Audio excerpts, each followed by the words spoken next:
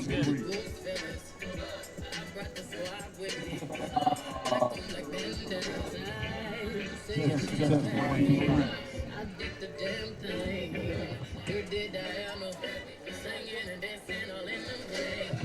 Testing, 1, 2, 3.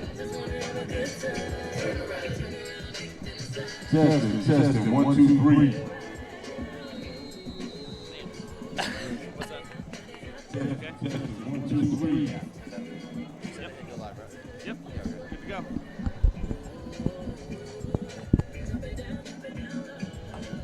Testing, 1, 2, 3. Luke, can you hand me that pile of papers there? Thank you.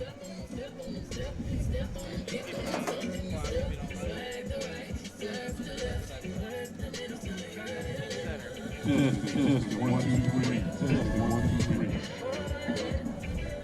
2, 3. Testing, 1, 2, 3. Testing, 1, 2, 3.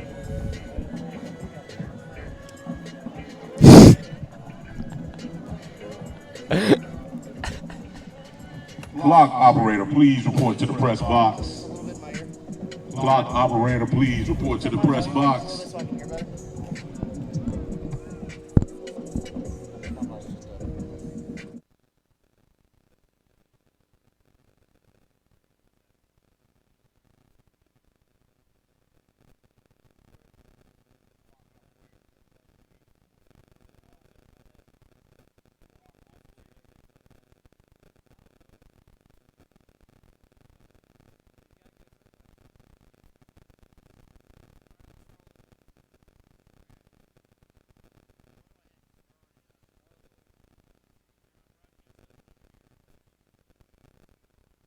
The following is a presentation of R3 Productions. While the time that's passed since the Bengals have been on the field will likely and hopefully be the shortest hiatus we'll see all season, for some it has felt like the week after the 28-6 loss to Panther Creek would never end. Tonight serves as a chance to see whether last week was a fluke or whether the journey on which Fuquay-Varina appears to be may be longer and steeper than any would hope. But the positives can't go unnoticed. Some question marks around the offensive line were erased for the ground game, as well as those plays through the air. The first game jitters should have been all but spent for the first-time play caller. And the defense, after stopping the run game and scoring the only points on the night for the Bengals, should have a fire lit that should be contagious across the other phases of the game. While some questions were answered, we've got all new ones for Week 2. It's the Hornets and the Bengals live from Hillside High School. The Bengal R3 Sports Network is on the air.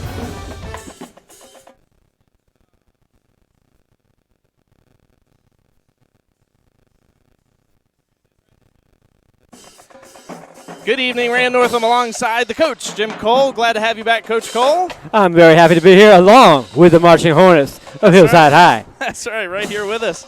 Well, we're going to head right into Bengal Game Day presented by the Aviator Smokehouse. Coach, I'm interested to kind of read your reaction as the night goes on because you're coming into this kind of green. Don't know a thing. Don't know a thing. Even more ignorant than usual. Well, last week it was a new season, a new team. Right now we're looking at an uphill climb just based on a 28-6 loss and 5 turnovers. I mean, right there you can see that alone.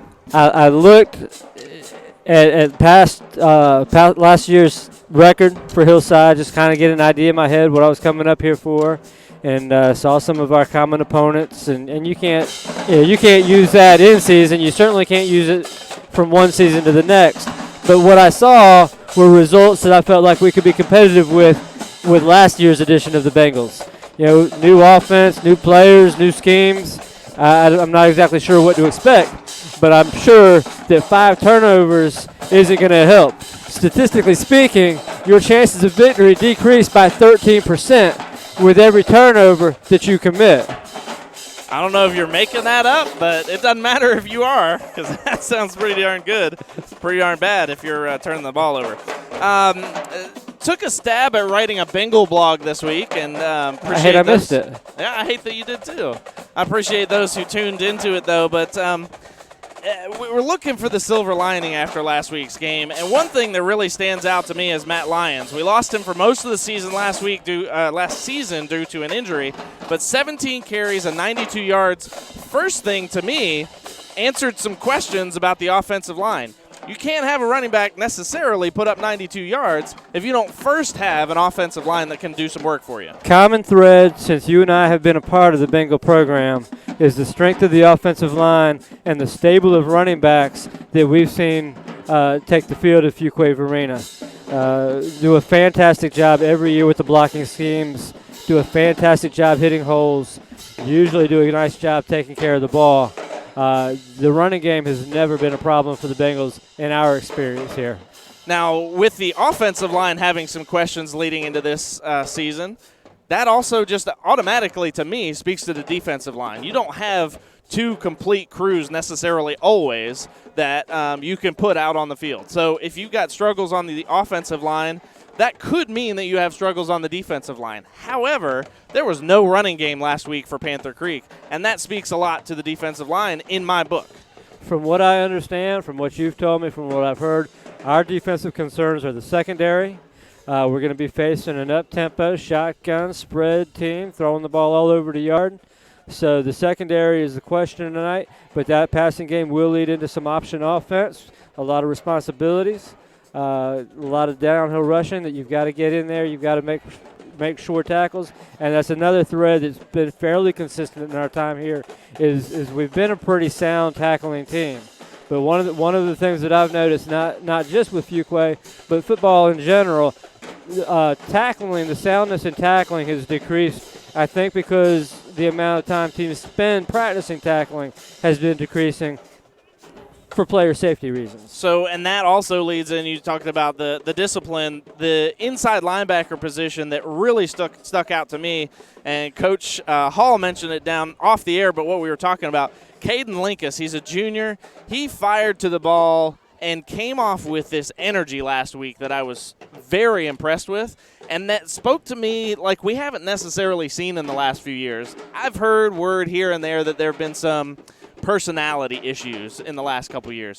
This was a firing off the ball that should get the rest of the team up, and that the Bengals have really needed in the last few years. You've got to have some bad dudes on your team, and if you can get those bad dudes to buy in and do what they need to do, those bad dudes not only lead the defense, but they kind of spark an intensity on all three phases of the game that can do nothing but build your program up.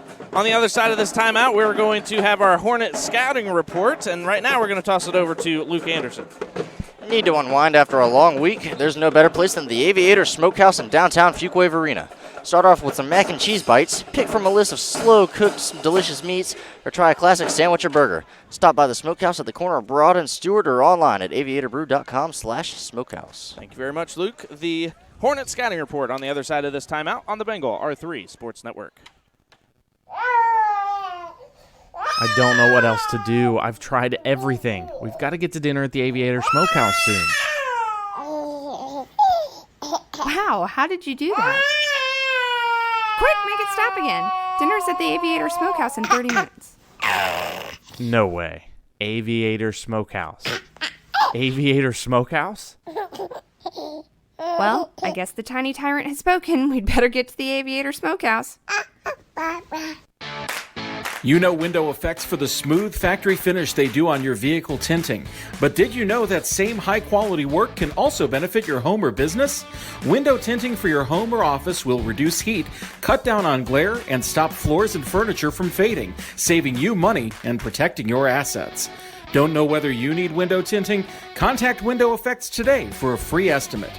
Search for Window Effects on Facebook and tell them R3 Sports sent you. Creative Wiring Solutions has been a leader in home theater installation since 2002. They specialize in home integration, structured wiring of smart homes, house audio, noise control, security, monitoring, central vacuum systems, and so much more. From the Triangle to the coast, Creative Wiring Solutions proudly serves throughout all of North Carolina. They recognize the special care and attention to detail needed when designing your home entertainment. Expect the best. The Strong Center for Excellence is a nonprofit organization that provides team, group, and individual skills training and league play for basketball and football. They serve youth from ages 6 to 18 whose playing ability ranges from beginner to those preparing for college recruitment. Their trainers are former professional and college athletes who share the belief that hard work, discipline, and a positive attitude are essential in helping people accomplish their goals. Take your student athlete to the next level. 919-285-1374 or thestrongcenter.org. Welcome back to Bengal Game Day, presented by the Aviator Smokehouse. It's time to head across the gridiron and see how the Bengals match up in tonight's opposing scouting report. Once again, here's Neil Eichhorn and Rand Northrup.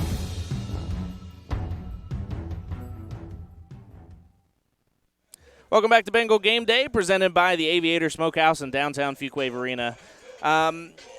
One of the most unique situations I've seen in the past, and that would be the fact that Hillside did not complete its first week game, and they're not just going to leave it at 7-3. They're going to pick that game up on September 20th, so they can get a conclusion on that. So really interesting situation right now as, again, with Northern Durham, 7-3, second quarter, they'll pick up the conclusion of that game in the end of September. I am so appreciative of your ability. You run the camera, you run the volume, you run the computers. You are a magician of technology. A jack of all trades, master of none. How about that? Okay. I stole that from somebody. Well, so the defense shows a lot of linebacker blitz, and I was interested to see the reaction, hear the reaction from Coach Hall, and we'll hear it on his interview, but from the little film that they had, 2 quarters worth of film that I was able to watch, these linebackers, all the linebackers at different times are going to come up and show blitz, but then a lot of the time pull back. Interesting to hear Coach Hall's reaction to that, though, and maybe not so much pulling back tonight. He thinks they're coming. Right. Definitely thinks they're coming. He feels like there's going to be a lot of penetration trying to get into the backfield, and he doesn't expect those linebackers to be dropping a lot tonight. So one thing I know you're going to like to see on the other side of the ball is a lefty QB. I know that's your favorite. Lefty quarterbacks are just pretty. Goes back to Armani Edwards. Oh, man. Should have been in the league. Greatest of all time. Absolutely. Should have been teamed up with Tim Tebow. Well, and they were talking about so I've been listening to the Black and Gold podcast recently of Appalachian State, and they've been talking about it's about time for him to get into the College Football Hall of Fame. And I would love to see that. I mean, that would be awesome. And I'm serious. He and Tebow, you put him and Tebow on the Eagles with Chip Kelly, they can't both be broke at the same time. One of them is going to be healthy at a time anyway. That would have been fierce. Just don't hit Armani below the belt. That's where he gets dinged up. Don't make him catch no punts. That's no bueno. He's tough up top, but those legs couldn't handle it. The Bengals got beat deep a lot last week, though. It's a concern for me this week. I'm hearing some injuries for the secondary as well. But the other thing is what they did during the week, what Coach Hall said that they did during the week, which was strip things down and start from scratch. And, again, it probably should have been about 48-0 at halftime last week just by the sheer number of passes that were uncovered last week but just dropped by the receivers. So I like the mentality of stripping everything down. Let's start over, start fresh this week. You're 0-0 again. One of the things that I firmly believe is coaches, and football coaches are the worst at this. Football coaches are always tinkering. They always think they're going to draw something new and brilliant and genius. All coaches do that. And I think they get a little bit frustrated that things aren't just the way they want, so they start changing. And I think what you have to do to really have a successful program is to decide who you are, know who you are, and that's who you need to be. And you just got to stick with your plan. So when you talk about stripping everything down, it doesn't matter what you throw out there if they don't do any of it good. You know, do a few things great, you're fine. If you try to do 15 things mediocre, you're not getting any progress that way. You were talking about defensive discipline earlier. I want you to keep an eye on something, deep set eye, and it was a deep eye formation. I thought they were almost set up in some sort of punt because of the spacing between the fullback and the running back. But deep set eye leads to read option, and I'll be interested. And as much as Coach Hall talks about we're going to see the spread tonight, I wonder how much Hillside has looks like last week where they had the deep set eye. Let me ask you this question. How much option have we been running? I saw no option last week. So my feeling in the past was if we ran option, just by default, we had to practice some of that defensively just to give the offense a look. If we've not been running option offense, then this is going to be we're going to be looking at the same problems that we have caused in the past for people. New look that they don't see very often. Well, that will wrap up our Hornet scouting report. On the other side of this timeout, we'll have your Bengals scouting report and comments from the head coach of the Bengals, Jeb Hall. Those comments brought to you by the Strong Center for Excellence on the other side of this timeout on the Bengal R3 Sports Network. The sports world continues to be saturated with talented individuals. How does your student athlete get what it takes to stand out? Along with hard work and determination, the Strong Center for Excellence will provide skills training and league play for basketball and football. The Strong Center staff also prides itself on focusing on teaching the kids to be strong, confident individuals who are ready for future stages in life. Take your student athlete to the next level. Contact the Strong Center today. Your home is where you lay your head at night. It's where your children learn to walk, where they get their acceptance letter for college. You want someone to help you who has ethics and integrity, and who will go the extra mile to make sure you get everything you desire in your new home. Krista Absher and her team at the Absher Realty Group will help you find your perfect home. Don't hesitate to call her today at 919-753-6518 and visit theabsherrealtygroup.com. After more than 20 years in the corporate world, Pam Castles decided to step out on her own, establishing P. Castles Law, PLLC. She's available for commercial transactional, legal services, such as contracts for purchases and sales of goods and services, and non-disclosure and non-compete agreements, and transportation contracts. Contact Pam at 919-534-5735 or Pam at pcastleslaw.com. P. Castles Law, this year's sponsor of the Players of the Game. Bengal Game Day, presented by the Aviator Smokehouse, rolls on. We're minutes away from kickoff, and now it's time to dive into the Bengal scouting report. But first, let's hear from the head Bengal, Jeb Hall, in tonight's Coach's Comments, presented by the Strong Center for Excellence.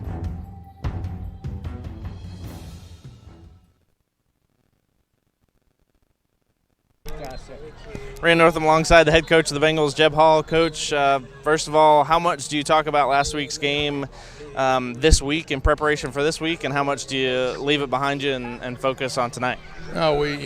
First of the week, Monday we have Mental Monday, Mistake Monday, go over all our mistakes. We did that, and but then after that, you just kind of have to forget it, move on to the next week. But we had enough mistakes last week that could have carried over into a couple of days. But after Monday, we kind of forgot about it, and we move on and get ready for the next one.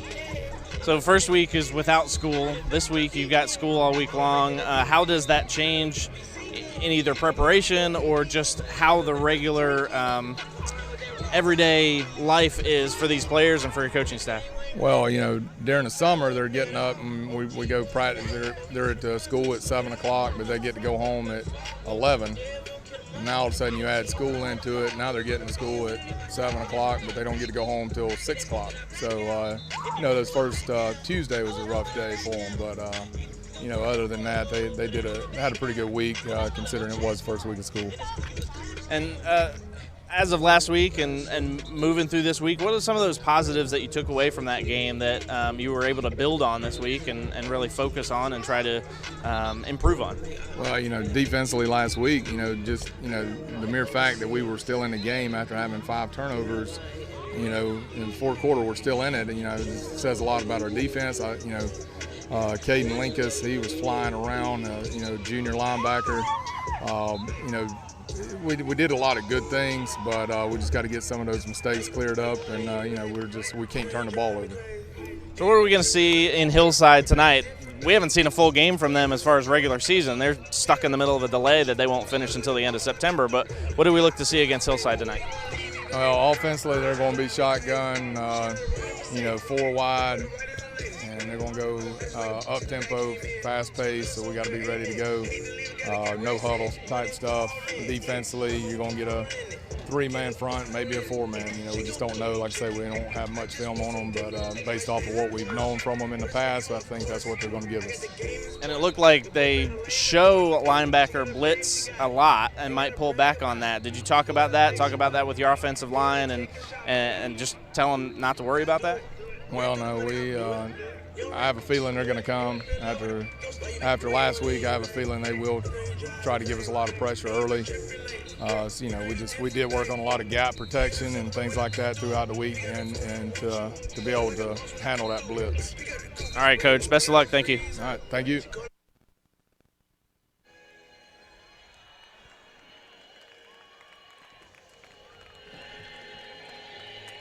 Big thanks to the head coach of the Bengals, Jeb Hall, for bringing us those words. Coach's comments presented by the Strong Center for Excellence. And, Luke, if you'll give us those words from the Strong Center.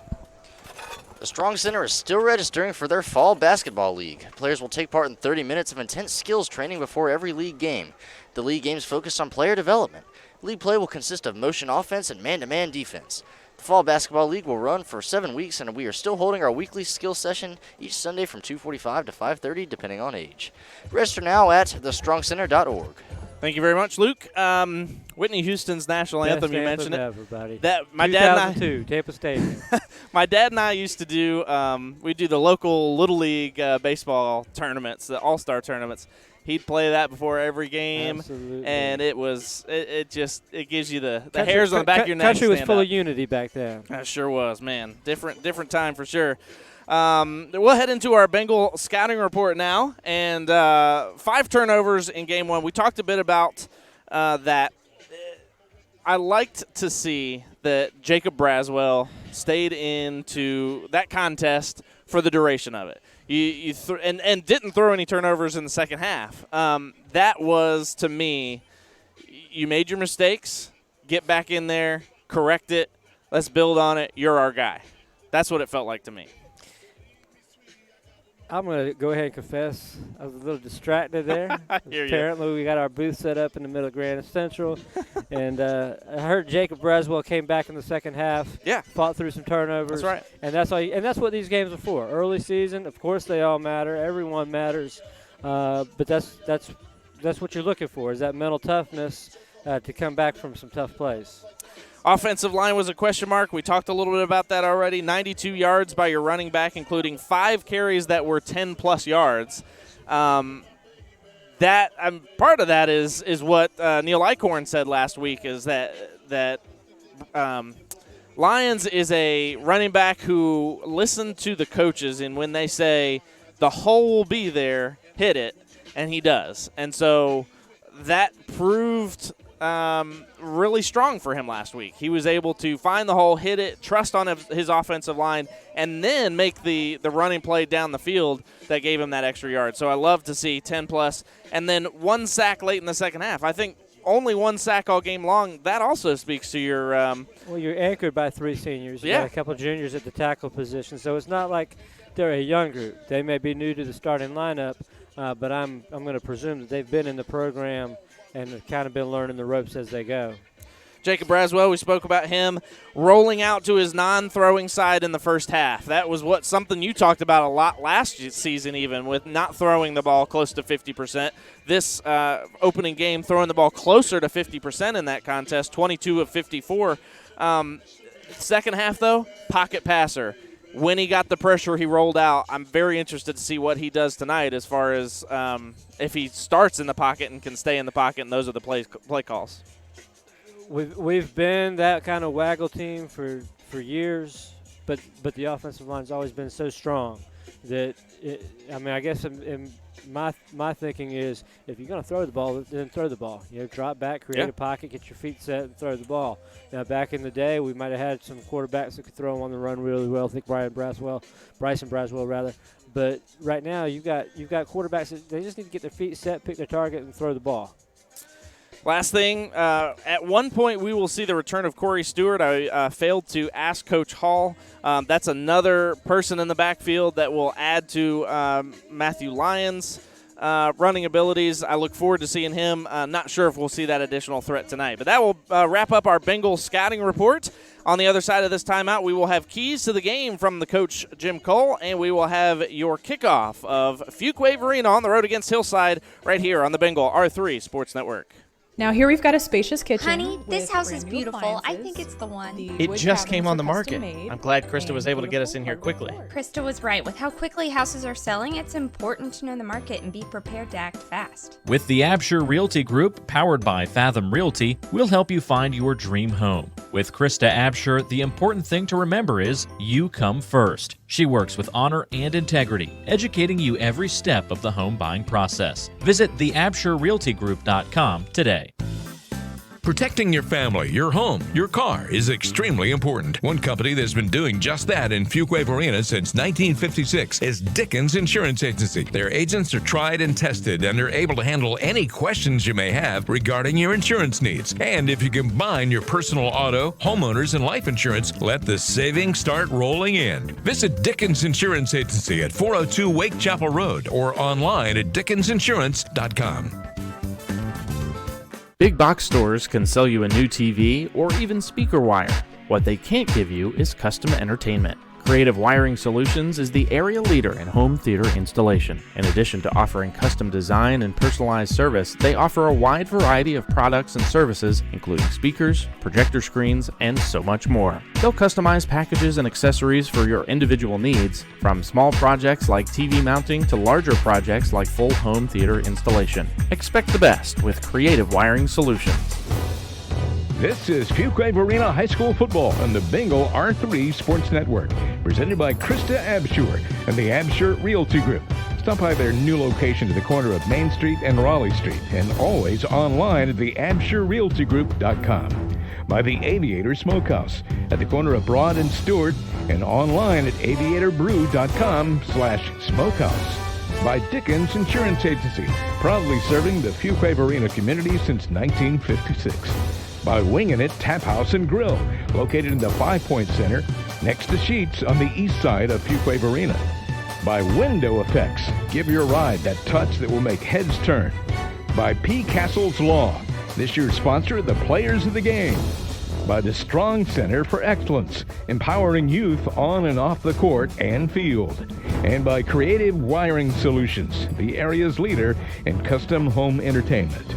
Now, with a call of the game alongside the coach, Jim Cole, here's the voice of the Bengals, Rand Northam.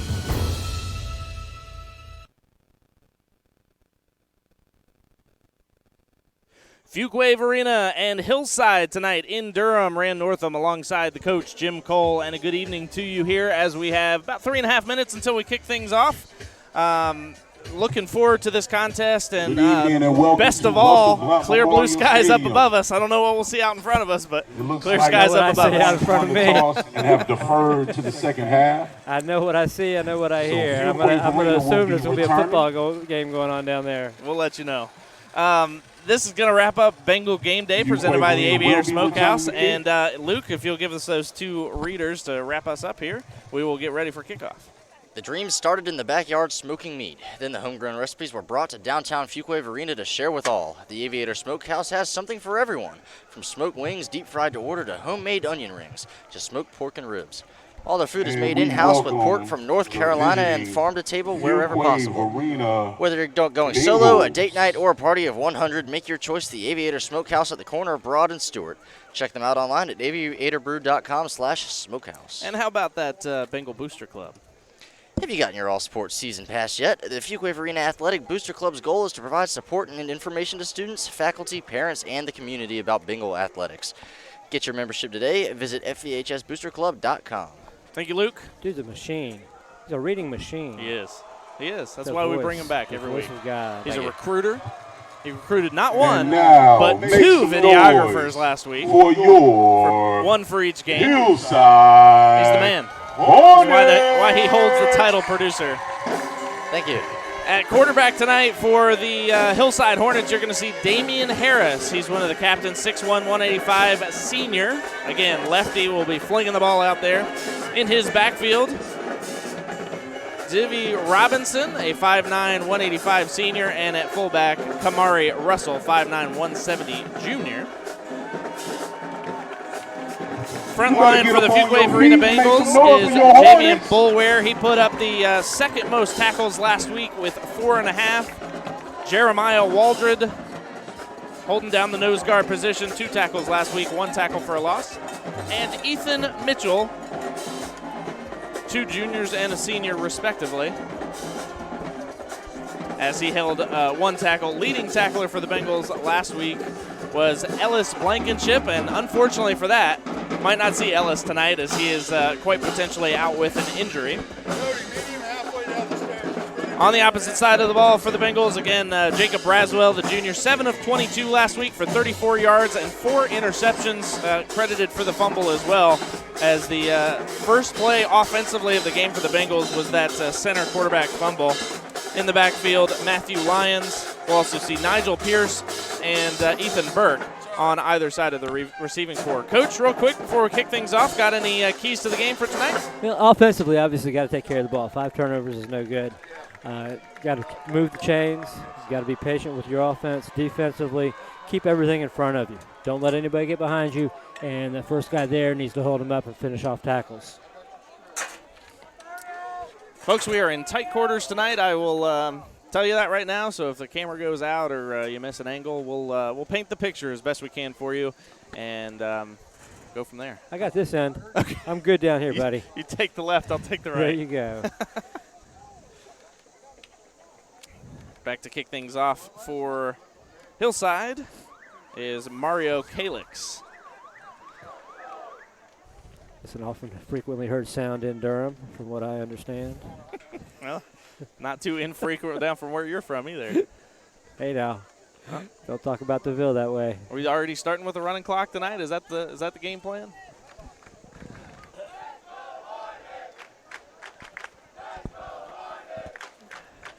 I gotta tell you, man, these Hillside people get their steps in. They sure do. There's traffic. Shea Pittman, and it looks like Corey Stewart back to receive for the Bengals. So we are going to see Corey Stewart into the game tonight. That's good to see. And the Hornets get ready to kick off. Especially if Lyons has to go back and into the secondary and help out the defense for the Bengals tonight as well. He's going to need some help as far as just rest and recovery. Stewart will get it at 3 yards. Brings it right up the middle. Looked like he was going to have a lane there for a moment. And a big stop that for the lane Hornets. Closes at the 22-yard line, where it will be first down and 10 for the Bengals offense. 21-yard I feel like you don't really need to First say and 10. anything. I feel like everything's covered. Might be taken care of. It might be heard of. That mic's not even on. We're going to leave that one off tonight. I think you can pick it up just fine on ours.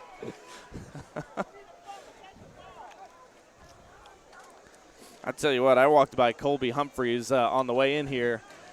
Doesn't really look as big as he does when you're standing right next to him. That's a big boy. Tall, wide, holding down the center position.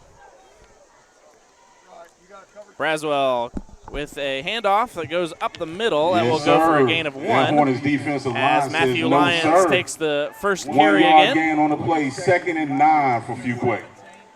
I'll tell you what I saw.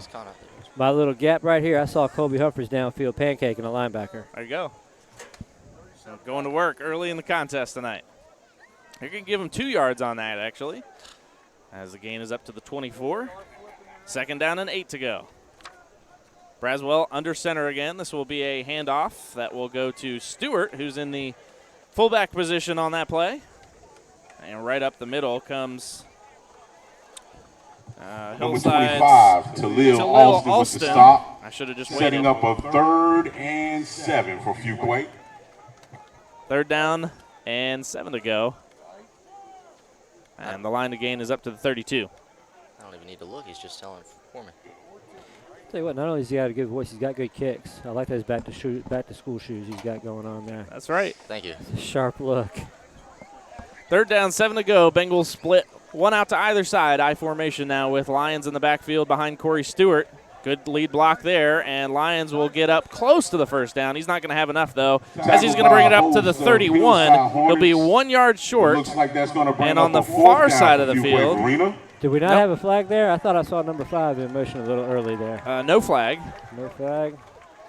There is a bright yellow ball cap on the Hillside side, though, so that could be confusing as the night goes on. I don't see anything. I just know I saw Stewart moving. Not called for it, at least, and the Bengals are going to line up as if they're going for it early. They're going to say it's... Do we have the motion timeout in this year? There was one last week. Here we go. Here we go, like clockwork. There we go. Don't jump. The fans, the Durham Hillside fans, who we've not seen in 6 years, said don't jump. Bengals call an early timeout here as Hillside saw the film from last week. Oh, and the year before, and the year before, and the year before that. Nobody in the SWAC can figure it out, but somebody outside your conference who you haven't seen in a few years, they've got it. So timeout, and we'll see Matthew Lyons probably come into punt here. Oh, this guy got the whole scouting report. I know who said it, too. This guy right down here with the towel. Oh, yeah, he's got it right. And the John Thompson hat. He's ready. He's right on top of stuff.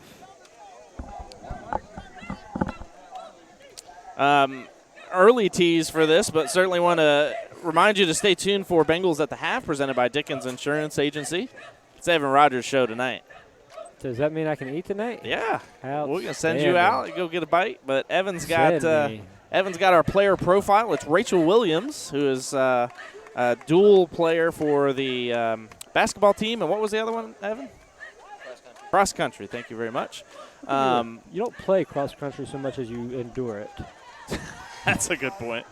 But we're going to hear from her tonight, and student body president as well. Pretty awesome. And then Evan's going to have a college preview for us tonight, college football preview as well. 4th down, 1 to go. Bengals are looking like they're going to go for it. Line to gain is the 32, sitting on the 31 right now. Now, Lyons is the punter. He is in the contest right now, and they are something just happened. Flag on the throw play. A flag. False start on the offense. Move them back 5 yards. That'll back the Bengals up 5 yards, and now I believe we'll probably see the punt go. If you burn the timeout, know the snap count. He's not talking about Drinkwitz, is he? Who? Evan? Is that his college game preview? No. Well, Drinkwitz might be in there. And with that penalty, Fuquay-Varina will line up to punt. I'm not excited. Not excited at all. Not excited? Dude, hire Ted Roof. Well, I hear you on the hiring of Appalachian State, but gonna have to do with what they got, and hopefully it's good. Off the side of his foot, but a good punt by Matthew Lyons, and then right there to receive the return Number man 7, was Octavius Fuquay-Varina. Faison with the return. One of those being for Zach a short Birch gain, putting the setting a lick first on. down for the Hornets. I'll tell you what I saw in pregame, and I don't know what the coach's thought process is, but Kamari Russell was putting foot to ball well in pregame. I mean, 45 consistent, nice spiral, turned the ball over. Kamari Russell looked really good kicking the ball. Got to give credit to one other player, that is Antrell Hunt, helping out with that tackle there. Very nice tackle to wrap up Birch and Hunt. So Durham Hillside will go to work on offense, and there's that spread offense, as this is a righty. No, it is Aiden Beatty.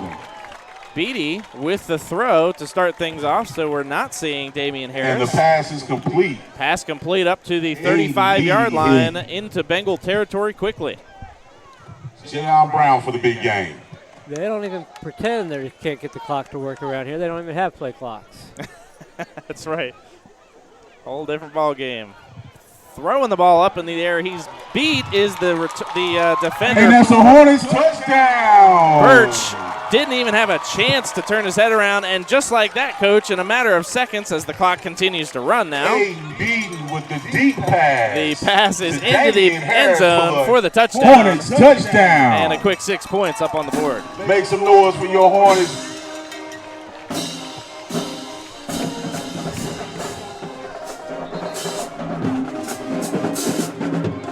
Coach, I know you weren't at last week's game. That was something that was improved upon as the game went on, was the fact that early in the game we saw just what we saw here, is that the defenders were chasing the receivers.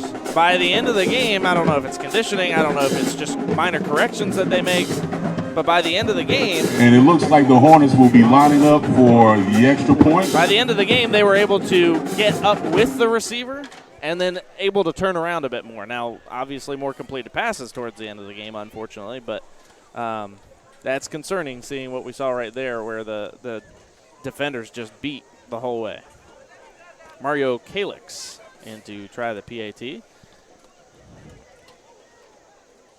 I don't know if they're going to add time to the clock or what they were talking with the coach about, but I know that white hat wasn't excited about having to make that journey.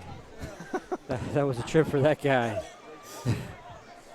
Long, arduous, I believe, is uphill both ways. That's right. Hold down, kick up, and through the uprights. And the extra 7 points on the board. Alex is good. Love seeing the energy again by Gabe Davidson, who came in and got a PAT block last week on the first PAT attempt. Fuquay-Varina, 0. 7-0, the clock or the score up on the board. And I don't know what the correction is for the secondary. I'm inclined to say give them a little more space so that you're on his hip as they run those patterns. On the other side, I'm thinking get up on the line and jam them up and hold up those routes and give your front seven a chance to get in the backfield and put some pressure on the quarterback. Jacob Braswell will go back to work here for the Bengals on the offensive side. You okay? You need a cough button. Yeah. I do. You want some water? Okay. I loved the return by Corey Stewart to start things off. That was something last week we saw, and I so wish you were there for that game for the punt return because it was a very good one for Fuquay-Varina when Jacob Medlin returned the ball. But it was one that I believe would have made you extremely nervous. And they ran the clock again. This is interesting. Different look. Stewart on the bounce, picks it up, tries to go back in the middle, finds some running room, breaks off a tackle, brings it up to the 33-yard line. That's where he is chased down and brought down.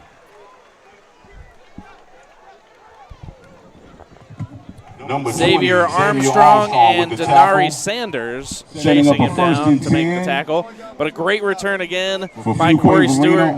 Glad to see him back in the game and glad to see him making some numbers as well. First down and 10 from the 33. Pierce on the near side as well as Ethan Burke. Different setup here as Lyons gets the handoff. He'll go for about half a yard on the carry on the right-hand side. Not sure. I have Number a little 12, bit of a Caleb window. Austin Looked like with they the were stop running into the line, for a but short really thought he was two-yard going to gain. have some room to Setting run up once he turned that second and corner. 8 for Fuquay-Varina. Hillside really did close it down quickly. They will give him the full yard on the gain up to the 34.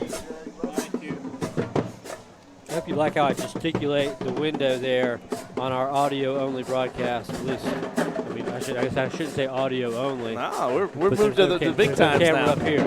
It's audio only for you. Carry by Lyons now. He breaks away. He's up to the 40, 30. It's all about speed. Can he make it to the corner? He does so. Kicks the pylon. Will they say out of bounds? It's going to take a second. Got to get the referee or the official down there. They gave it to him. Just hold his arms up as he gets down. Touchdown, Bengals. Matt the Lions, everybody. Matthew Lyons with a beautiful run. Counting on that offensive line to open up the hole. The rest of the work is yours, sir.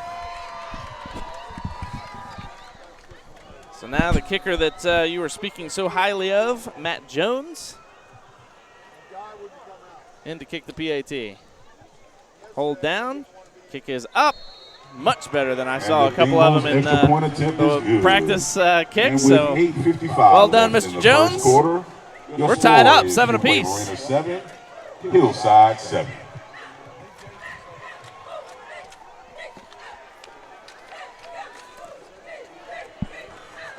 Are you in the market to buy or sell your home? Based in downtown Fuquay-Varina, 1 minute from Fuquay-Varina High School. That would be the old campus, of course. On Broad Street, there's one team with the knowledge and experience to help you make the best decision for you and your family. Krista Absher and her team at the Absher Realty Group have agents from many real estate backgrounds, such as previous military, national relocation, and locals. They promise to exceed your expectations. Mention this ad and receive a free home warranty with your next home purchase. Call Krista Absher, 919-753-6518, or visit theabsherrealtygroup.com today. And that location is actually a new location for the Absher Realty Group. I thought it was. I seen it last week. Yeah, out in the it's the old jewelry store, I believe. How you guys like the new campus? It's word on the It's a street. maze. Traffic's horrible. It's a maze. It's a maze. Inside, it's a maze. Don't get lost, man. We need you on Friday nights. That's right. Break runs. The lot after school is rough too. Very. And after the successful PAT, Jones goes back to work, this time as the place kicker to kick it away down to the 11-yard line where it will be returned.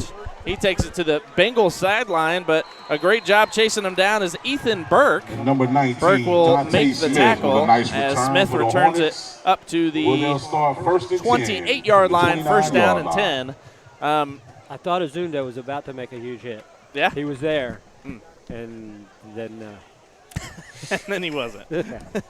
he had him lined up, and then he was not.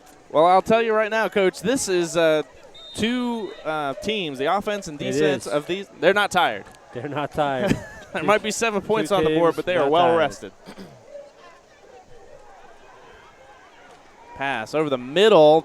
Despite the fact that there were 3 Bengals there, it goes complete by Aiden Beatty. DeAndre Martin with the catch. Martin makes the catch as the For ball Hornets was first down. as the tackle was made by Shea Pittman. That's a good-sized target. That DeAndre Martin's a big kid.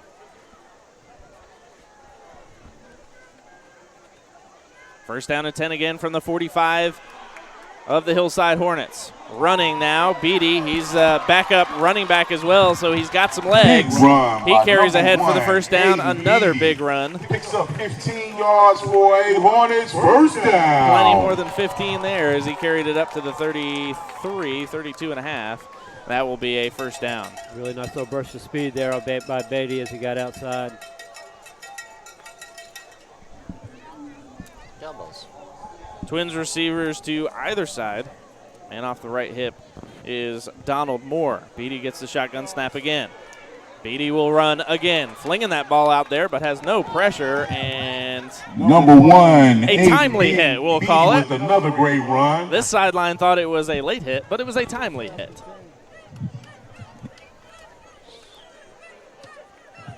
Bringing up a 2nd and 1 for the Hornets.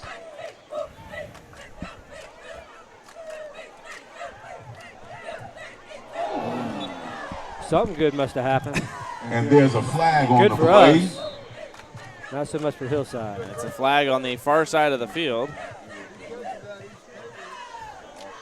Might have known what was happening if somebody wasn't looking at the 15 messages on the screen of his phone. Well, something's going on, and they're gonna have to wait, unfortunately. Something's happening at Chapel Hill? Yeah, apparently. No flag. The refs have picked up the flag. They waved off the penalty. Wave off the That'll penalty. bring up We a will 3rd and replay. 1 for the Hornets. Oh, excuse me. 3rd and 1 now. They will not replay the down. 3rd down, 1 to go. Breaking news in Chapel Hill.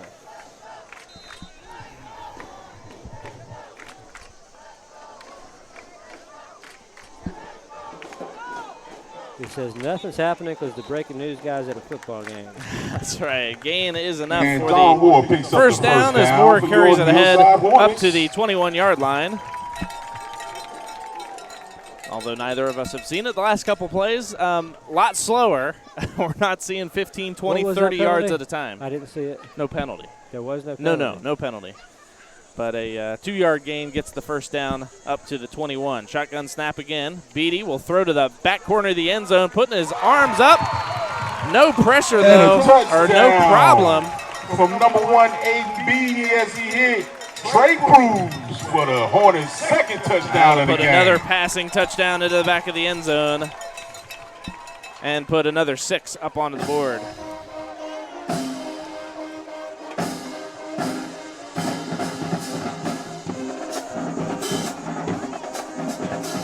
And the Hornets line up for the extra point.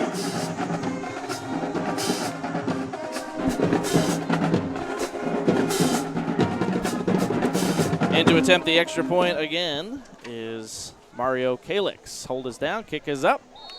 Wow, what a boot. And the extra point is good. All the way to the track. It's a nice and leg. with 7:39 7:39 on the first second, quarter, or excuse me, first quarter. Hillside Hornets have 14-7. Fuquay-Varina 7. Bengal offense able to capitalize on Matt Lyons' 60-plus yard touchdown run in the last quarter. And it seems like we do that fairly frequently. I will say that is something that we looked for last year a lot and we did not see.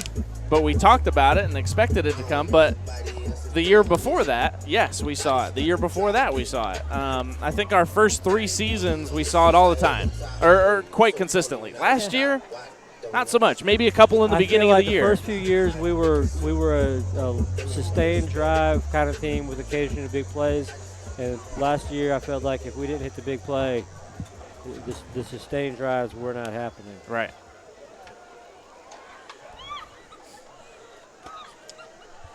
Well, man, you might need to go. The local news just ain't getting it done in Chapel Hill. That's who's waiting to hear it from. I'm confident they will be able to handle it. Any idea what it is? I have a guess, but I'm not confident at all as to what it is. Kalix will head back to kick this one away. Short run up. I know. And he kicks it back to the end zone.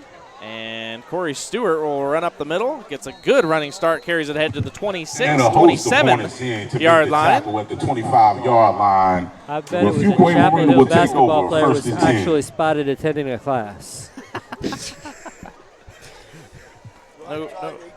No comment. The shade. You see where Evan's microphone is, so you know how he's feeling. Braswell's going to go under center again. We have not seen shotgun tonight for the Bengals, at least when a snap took place. And this time it will be a toss sweep for Lions. Lions will get a good block out in front, and we'll get a carry of 3 yards as he brings it up to the 31-yard line. That'll bring up a 2nd and 6 Donald for the Moore, Bengals. who was doing some work on the other side of the ball, makes the tackle.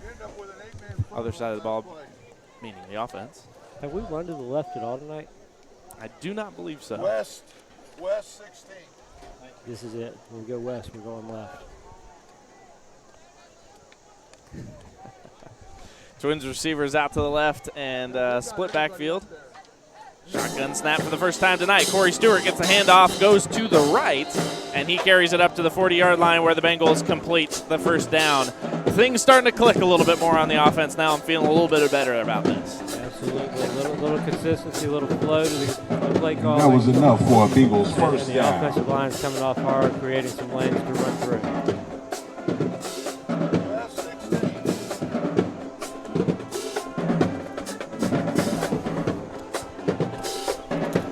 I'll set up with the same formation here for the Bengals. Braswell between 2 in the backfield and runs just about the same play as Stewart will carry it to the right side. This time he will be met by a couple. One of the advantages to our viewpoint tonight is that we actually get to hear the play calls, and that actually was the same play. Thank you. I wasn't even paying attention to that. I appreciate that. Donald Moore and Xavier Armstrong on the tackle after a gain of 1 up to the 41. 2nd down and 9 coming now with 6:07 to play here in the second quarter. First quarter, thank you.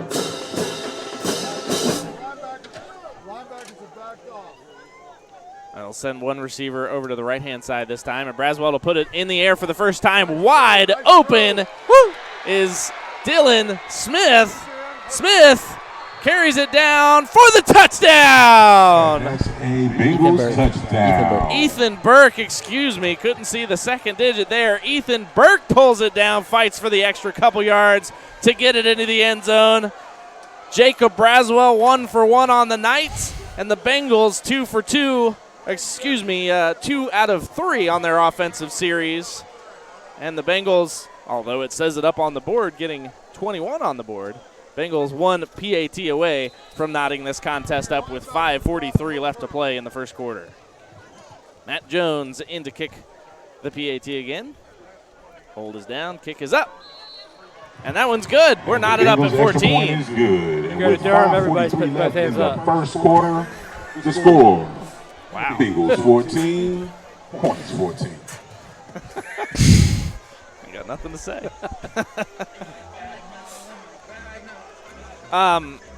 Not sure how much of that you could see, but Braswell. I saw the end. It was a nice looking throw. It had a little bit of wobble, but Sure. it was right on target. It caught it in stride, and we've done a good job finding that pylon over there. Absolutely. Yeah, we kicked it twice tonight, haven't we? Left him wide open, though. I mean, there was no defender there. Now, they closed on him pretty quick, but luckily he didn't have very far to go with that. And we've got a great good setup. balance, and this is what we've talked about it the last couple of years. We've got a good balance tonight, enough run to make them have to commit to stopping it, but we're taking the shot, and that's what you and I both wanted to see more of last year.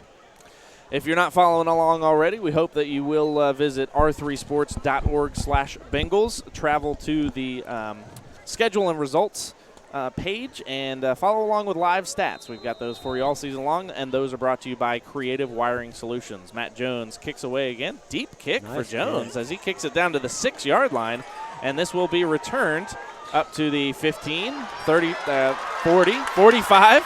Ball flinging out there as he didn't have it quite tucked in, but it is successful up to the 49-yard line. To the 50-yard line will set a first down for your Hillside Hornets. Jr. And that is where the Hornets will take over. First down and 10. It's up to the 48, actually. Didn't get the coverage we wanted, but I really wanted to recognize Gabe Davison did such a nice job staying disciplined to his lane, getting deeper than the ball carrier, and coming back to help out on making the play. Shotgun snap. Beatty again. He'll throw to the near sideline where the receiver is wide open. And that is John Brown. Number 13, Pittman on the tackle, thank you. Brown with the big catch. Jayon Brown is setting the up a receiver. 2nd and 5 for your Hillside Hornets. He brings it down for a gain of 5.5. Gain is up to the 47. So 2nd down and 5 to go. And a lot of different players seeing looks here tonight from those who saw it in the first 2 quarters. Pressure in the backfield now. Beatty able to scramble out, no problem, then tosses that ball up on the run. Just out the nice little flick of the wrist as Trey Cruz is not able to reach that one. Trey Cruz. That'll bring up a 3rd and 5 for your Hillside Three men Hornets. with their hand in the dirt, and those ends are getting pinched in too tight, giving him time, giving him room to get outside. Obviously, he's a running threat. He's beat us several times with his legs, but that's also giving him time to prolong the play and throw downfield. Twins receivers to the left, one split out to the right, and one off the left hip of Beatty. Beatty will give the handoff to the running back. That is Brian Harrison. Harrison will carry it ahead to the 45-yard line, where that'll bring up 3rd down and 3 to go. The line to gain is the 42. And a long 3 for your Hornets. 4th down and 3. Best look all night to the defensive scene as far as bringing up 4th down, gaining that containment, and it started with forcing that quarterback out of the pocket. And so they will bring in the kicker, Mario Kalix, who's done a good job kicking tonight. And he will come in to punt this ball away. And again, I'm kind of wondering if they've got some injuries or what's going on Hillside side. None of these numbers are lining up. And this will be, the punter actually moved early. They snapped it to the up man, but unfortunately for Hillside, that gives away your hand just a little bit. Your punter's got to stay. If you're not in the game, if there was a if you're the punter, you got to stay put. That's the last person you want moving early there. Not that you want anybody moving early, but false start. I will back the ball up 5 yards to the 50-yard line. 5 yards, setting up a Kalix 4th and 9. A little bit more likely to punt this ball away. Not quite sure why we had Bengals running off the field, as it isn't any kind of different play. Oh, my goodness. And no flag. I don't think he penetrated the neutral zone. He just fell I agree. forward. Goes off the right side of the foot, and thankfully the ball bounces out of bounds as Matthew Lyons tried to make a play that while the play was there last week and we saw a good return, that was not the one you want to pick up. I feel like we've covered this ground Set before. things up 1st and 10 for That's the Bengals. why I so at badly the wanted you there last week, because I will tell you, 20-yard so line. Medlin, it was wide open. He was there to receive it. He wasn't running after the ball. He wasn't diving out of bounds like Lions just did. He was there to see it, didn't have to move to get the ball right under it, made the catch, and then made the run. So that was a good look and one that I wish you could have seen. This is like what we've seen for the past 4 years. Just leave it alone. Nice.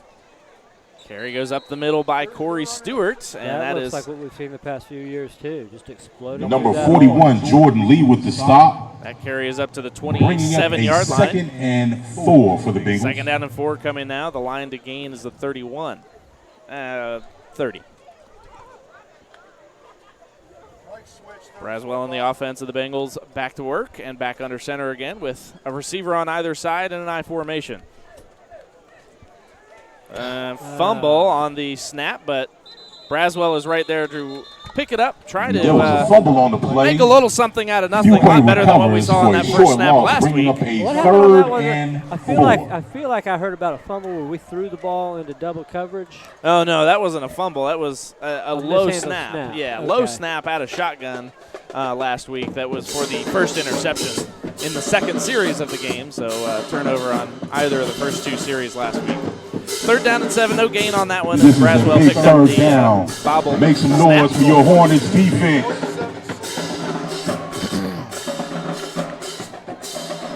And Twins receivers will set up. Again, no play clocks here tonight at Hillside High School. We'll have to rely on the back judge tonight. This will be a handoff on 3rd down and 7 that goes for naught.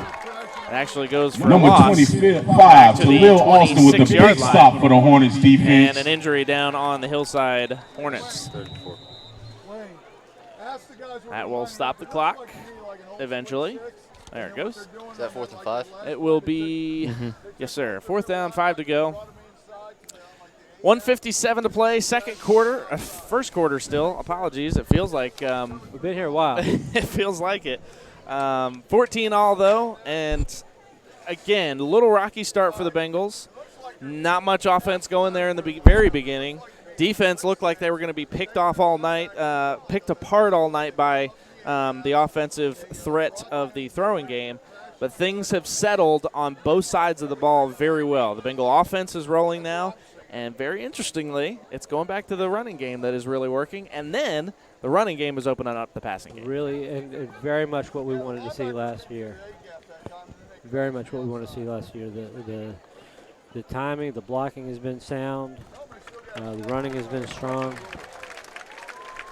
And like you said, Braswell's pass wasn't the most beautiful ball in the air, but it was right where it needed to be. Awan Poole jogs off the field. Great to see that, that there isn't an injury bad enough that he needs assistance. And we will resume play with 1:57 to go here in the 1st quarter. 14 all, and Matt Lyons will head back to punt on 4th down and 5. A little different look on the punt formation this year. It's one of that spread with the second level of blockers there, a lot of what you see in the college levels. And a nice end-over-end punt by Lions will be received and returned right up the middle. Great job coming up and making that hit. Number 7, once again, Arcadius facing with a Caden great Linkus, return. just as we Setting saw up him the last Hornets week, and right for a after that 1st and tackle, makes the 10 tackle, jumps on up, the and gets the 42-yard energy back line. on the side of the Bengals. With 1:39 to go in the 1st quarter. The score, 14-14.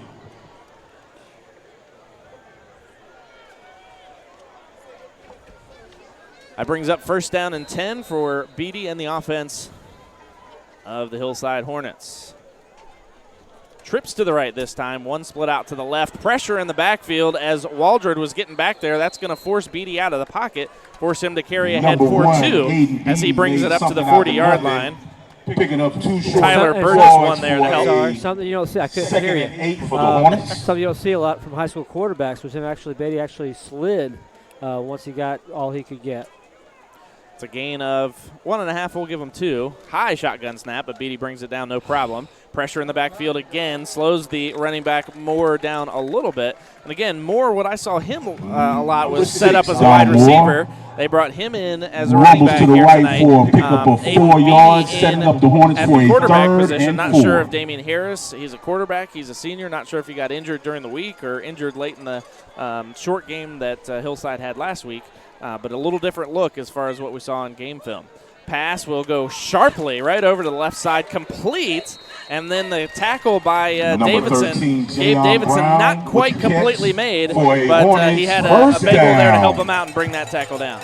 One of the things I noticed with Waldrod on the previous play, he did a nice job with penetration, but he's got to get his arm free. He's got to get one arm free or the other. He's getting tied up in there where they're able to run right off his shoulder. That's a first down for the Hornets.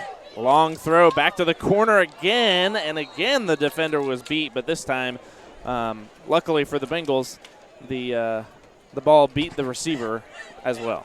And once again, you see Waldrod in the Pass is backfield, incomplete, but he's bringing letting up himself 2nd be and taken 10. out of the play. He got pushed way past the quarterback. No swim, no spin, nothing to allow him to come back and try to put pressure on the quarterback. And it is usually Waldrod who plays the nose guard position. He's over on the left tackle position now. This time it'll be a handoff to Moore again, who takes it up the middle. Number 6, and he'll gain Donald about Moore 7 on rumbles that to the one. left for a 5-yard pickup. And look who it is back there to make the tackle, but Tyler Burgess and Javian Bolware, 2 defensive linemen making the tackle out in the linebacker secondary area. That Bolware's a good name. That's a good football name. Shotgun snap quickly going right back to work. This will be a pass over the middle again. This will be the last play of the first quarter. It is a completion right up to the first down marker. Gabe Davidson in to make the tackle, as well as another Bengal there. And that will be the end of the first quarter where it'll be close to a first down. Fuquay-Varina, and that Bengals pass 14, was complete your to Hillside number 13, Hornets 14. Jayon Brown. For we'll see whether it's a first down on the other side of this timeout. 14-14. We will head to quarter number 2 after this timeout on the Bengal R3 Sports Network.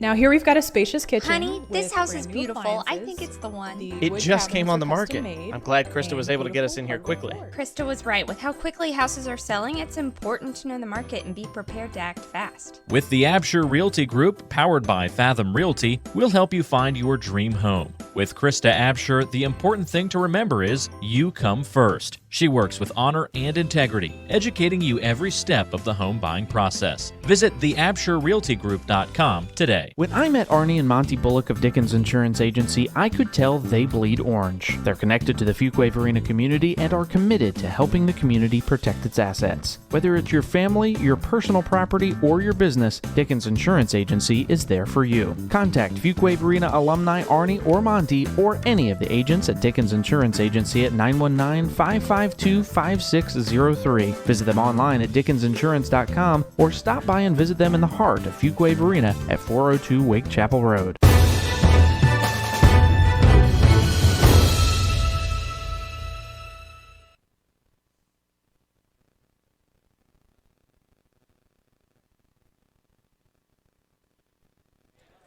Welcome back to Ned second Beatty. quarter of Fuquay-Varina and Hillside as we're right back into it. And the handoff goes to Moore. Moore makes it up into the second and third Donald level. Moore with another big run, and that's enough And that'll for be the enough Hornets' for first a down. As it will be now first down and goal, and right back to it. Right back to the line of scrimmage. And Rick Astley's right on it. Those guys don't mess around. They get right back on the ball and go. A little bit of substitution this time, so that actually slows it down more than we have been seeing. But shotgun snap to Beatty. Beatty. Nicely done that time as Zach Birch puts the hand right across the would-be receiver. Bringing up a second and goal for the Hillside Hornets. And the clock continues to run. I feel like we're at Middle Creek or something. Second and what? But that quarter still seemed interminable. It did. You're exactly right. That's a good point. Trips receivers to the right on second down and goal now. One split out to the left. And Beatty will go back to work. Oh, thought it was broken up by the defender. And there's Linkus again coming up. Darius Briley was right on. Bringing up I thought a he third I thought he and caught a piece goal. of it. I'm not sure he didn't. But he did his job, just not quite successful at it. It is a tackle for no gain as the tackle's made at the 10 and now brings up 3rd down. And Hillside is going to take the timeout as Ray Harrison comes in and says, you know what? This is the first time we've really seen, other than, so the last 2 series have been, the Bengals have slowed the offense of Hillside down a bit. This is getting to be a little bit more of an important down, an important series here, and they're wanting to get some points up on the board, so they're realizing just how much they need to go to work here and make something happen and get into the end zone. I was a little disappointed in our last drive. I almost feel like this is a tennis match. You know, you had a hold. Now you got to take advantage on your service game. Right. So I should say you had a break. You need to take advantage on your service game. Speaking of tennis, I was at Methodist last week. Really? I was. Did you see anybody? No, I did not. Oh. I should have told him I was coming. You should have. He's probably shown you his digs. Is he like a senior by now? He's got to be getting close. He's got to be. This is our 5th year, so. Got to be getting close. That's right. He's probably outgrown listening to us by now. He's a senior, if not a super senior. Well, he's always been super. That's true. King Owen, we hope you're watching here tonight. Beatty will take it, and no, excuse me, this is number 10, Damian Harris making his appearance again. The quarterback we thought was going to make the start tonight. Out of the timeout, gets in, tucks it in, and finds the end zone. Puts 6 more up on the board. A timeout well spent by Ray Harrison, the head coach of the Hillside Hornets. Kalix will come in again tonight. He's 2 for 2 on the night. And again, he hit the track last time on his kick, his PAT. He's got quite the leg. Not built the way a kicker. You're always looking at the dude's legs. Good point. He is a put-together athlete, though. That's the punter that was moving a little while ago. It was, yeah. He was in a hurry. He was. He wanted to get somewhere. Go Buffet. Oh! No good. And the extra point Broadcaster's curse there. That leaves a point there for the Bengals, and they've been doing so well so far on the PAT. Boy, that was something last week. It felt like a early season high school game last week. Well, I guess they were blocked, but there was a missed PAT. Just the special teams kind of being all over the place last week. Tonight really feels a little bit more consistent. And that might be a big point right there. Yeah. The way this game's going, that PAT might come back to haunt them. It's that tennis match you're talking about, man. You can't drop one when you're playing deuce. We've seen a couple good returns by Corey Stewart here tonight. We'll see if they continue to kick to him.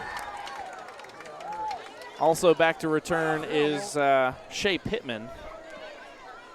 But again, just great to see Corey Stewart back tonight, back from injury. Something that ate the Bengals up quite a bit last year, and it was because it was to the key positions. But injuries last year, you think of Morrison going down at the quarterback just when he was really finding his rhythm. Matt Lyons was out early in the game, or early in the season. He was the punter, came in late in the season, but at that point things were kind of already what they were. So injuries can really make or break your season, especially when you're finding some rhythm. 10:48 to play, second quarter, 20-14. End over end kick. This time will be returned by Pittman, and he will have Corey Stewart out blocking, and then gets met. And he gets met up at the 29-yard line. So the Bengals will have some good positioning here. Number 13, Jayon Brown with the tackle. Jayon Brown and Jamal Moore on the tackle for the Hillside Hornets. Fuquay at the 29-yard line. Still one pass, or did we see a pass in that most recent series? Pass. Evan? 3 pass. Oh, no, sorry. What am I saying? 1 pass. 1 pass, okay. 1 for 59 1 on the yards. night. I was looking at PATs. Whistle and a stoppage. Looks like it might be a flag on the near side. This is an interesting one that it would take some conversation to the white hat.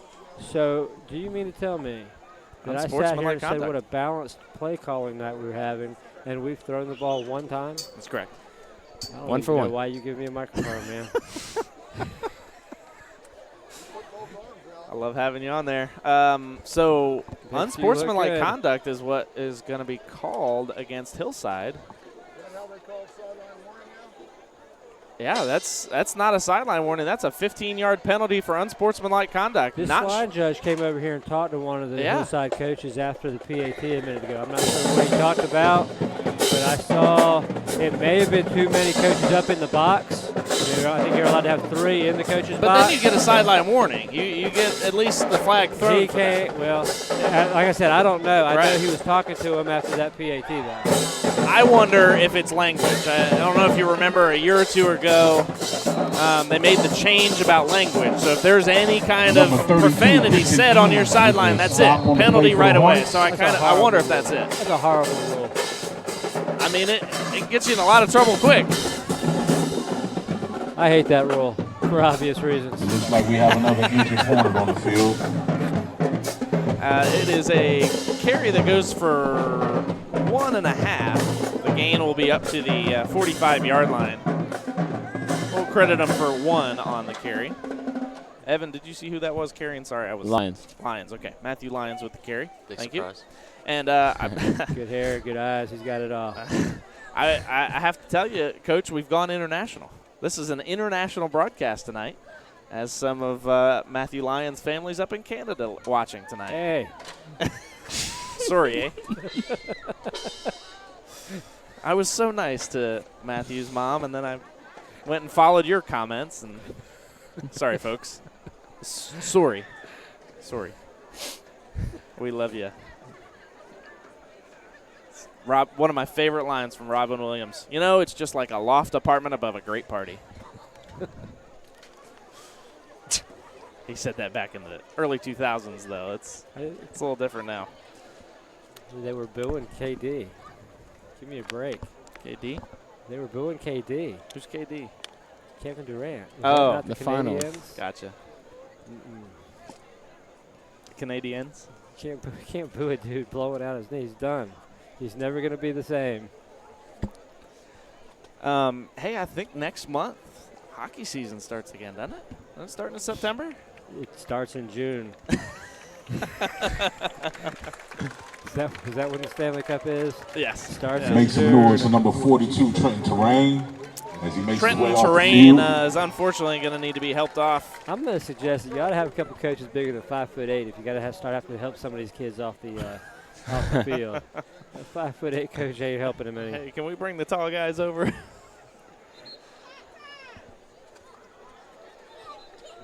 The Bengals are looking at 2nd down and 9. It's really 8.5 or so. But 2nd down and 9. Line to gain is the 46.5. Out of a timeout, you've got substitution issues. Not quite sure about that one as Jackson Barker sprints off to the sideline. Braswell under center. Toss sweep to Lyons. Lyons will take it to the Bengals sideline and carries ahead for a good 7, maybe 8 yards as he carries it up to the 48-yard line. Number 11 with the run to the left for a pickup of 6 yards, bringing up a Wow, they're going to 3rd say and short gain 1 of for the Bengals. 8, really, as it's 3rd down and 1. Are we going with the wristbands? I haven't even noticed. Are we going with wristbands or are we still running the plays on and off? Not running the plays on and off, no. Yeah, they're making the calls from the sideline. Braswell looked like he bobbled it there for a moment, but Corey Stewart lowers his head. There's our bowling ball as he gets behind the offensive line and carries it up to the 39-yard line where it'll be good enough for a Bengal 1st down, and the Bengals are inside Hornet territory. Number 52, Awan Poole with the stop, but not before a 1st down Poole for makes the the Bengals. tackle, and that's what I love about Stewart. Stewart's that bowling ball where he's just got a low center of gravity. He can get behind that offensive line and make some things happen, turning those legs. Smith on the near sideline. Split out to the wide left side, is Ethan Burke as a whistle blows, and Fuquay-Varina's coaching staff didn't like something they Timeout saw. on the play for Fuquay-Varina. And Jeff Hall comes in, makes that in the timeout. second quarter. Fuquay That'll 14, be the second one your Hornets 20. for the Bengals here in the first half. I mentioned it in the Bengal blog this week.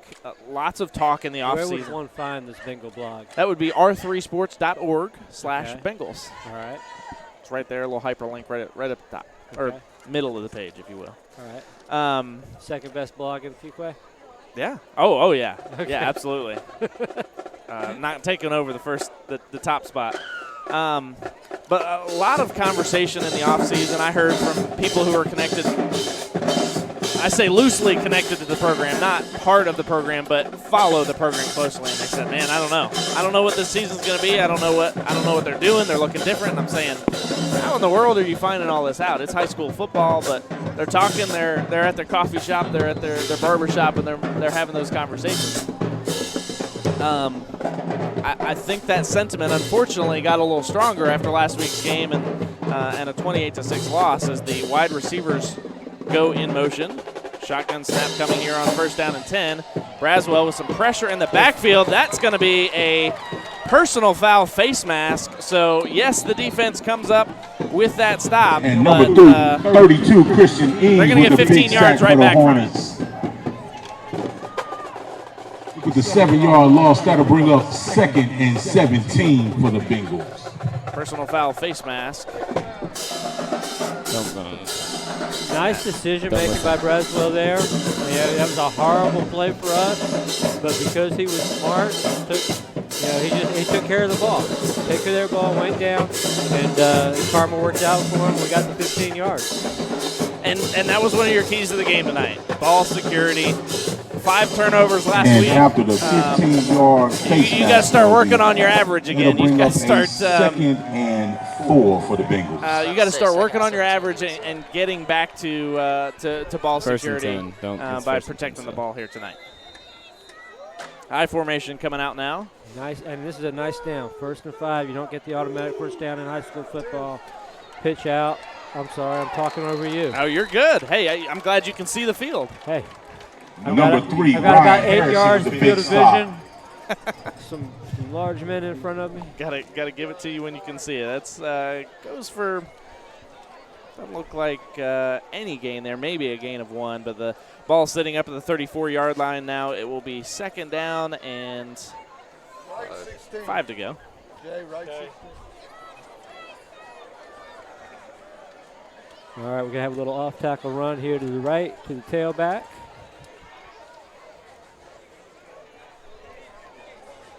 And Lions is met as Hillside saw that one coming as well. Number 25, Talil Austin with the big stop in the backfield. Defense has some energy, has some emotion going right now, and this brings up a big 3rd down as the 2-yard loss comes in there. But still a manageable distance. Manageable distance, but one that you've definitely got to complete. Wanted to stay out of it, but manageable. Yeah, absolutely. Under 8 minutes to play here. Second quarter is 20-14. And flashbacks to last season. I think we're going to see a dive here. I think you're getting ready to see a dive. Just a little safe play. If we get it, fine. If not, we're going to be punting. And just some unsure movement on the offensive line. They weren't planning to go set. False start. The offensive line of Fuquay-Varina, so that's a costly That'll penalty. send them back 5 yards, which will set up a 3rd and 10 for the Bengals. 3rd down and 11 coming now from the 40-yard line. The line to gain is the 29. And we see subbing out now is It's Shea mighty Pittman. quiet on this side. We need to make some noise for this Hillside defense. Twins receivers to the left in Burke and Smith. On the right-hand side is quite a big receiver. We haven't seen him. Could be seeing something coming here. Pass over the middle. That one's intercepted. Intercepted and returned now by Gregory Carter. Carter tackled at Number midfield. 15, Elijah Graham with the big interception Excuse for me, your it's Hornets. Elijah Graham Graham, number 17.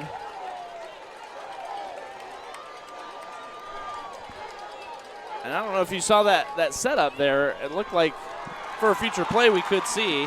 Guy Taylor. Sorry? Big boy was Guy Taylor. Taylor, okay.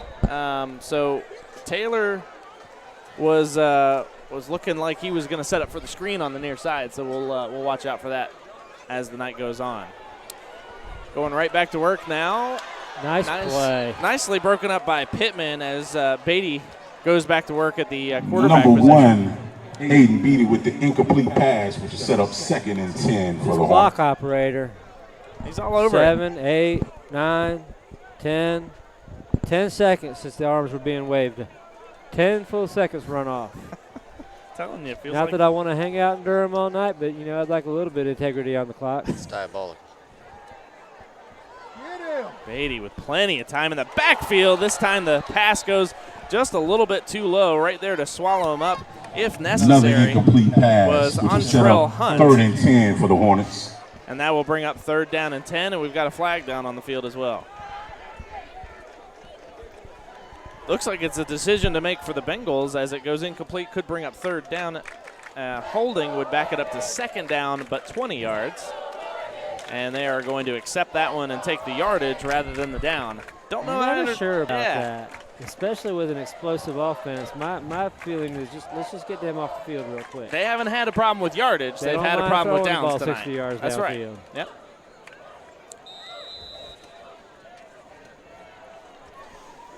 Second down, 20 to go, 20 plus, and great stop in the backfield. This is Tyler Burgess. Great Number decision 2, by Charles Jeff Hall to take Busby that is penalty. Great wrapped up in decision. the backfield for a short loss. What are we doing Bringing up questioning? a 3rd and long for the Hornets. Let's see. Get some math on there for me. 24. 24. You the man. Good hair, good eyes, good math. Pride, passion, purpose. If he had a jump shot, he'd be dangerous. Twins receivers to either side.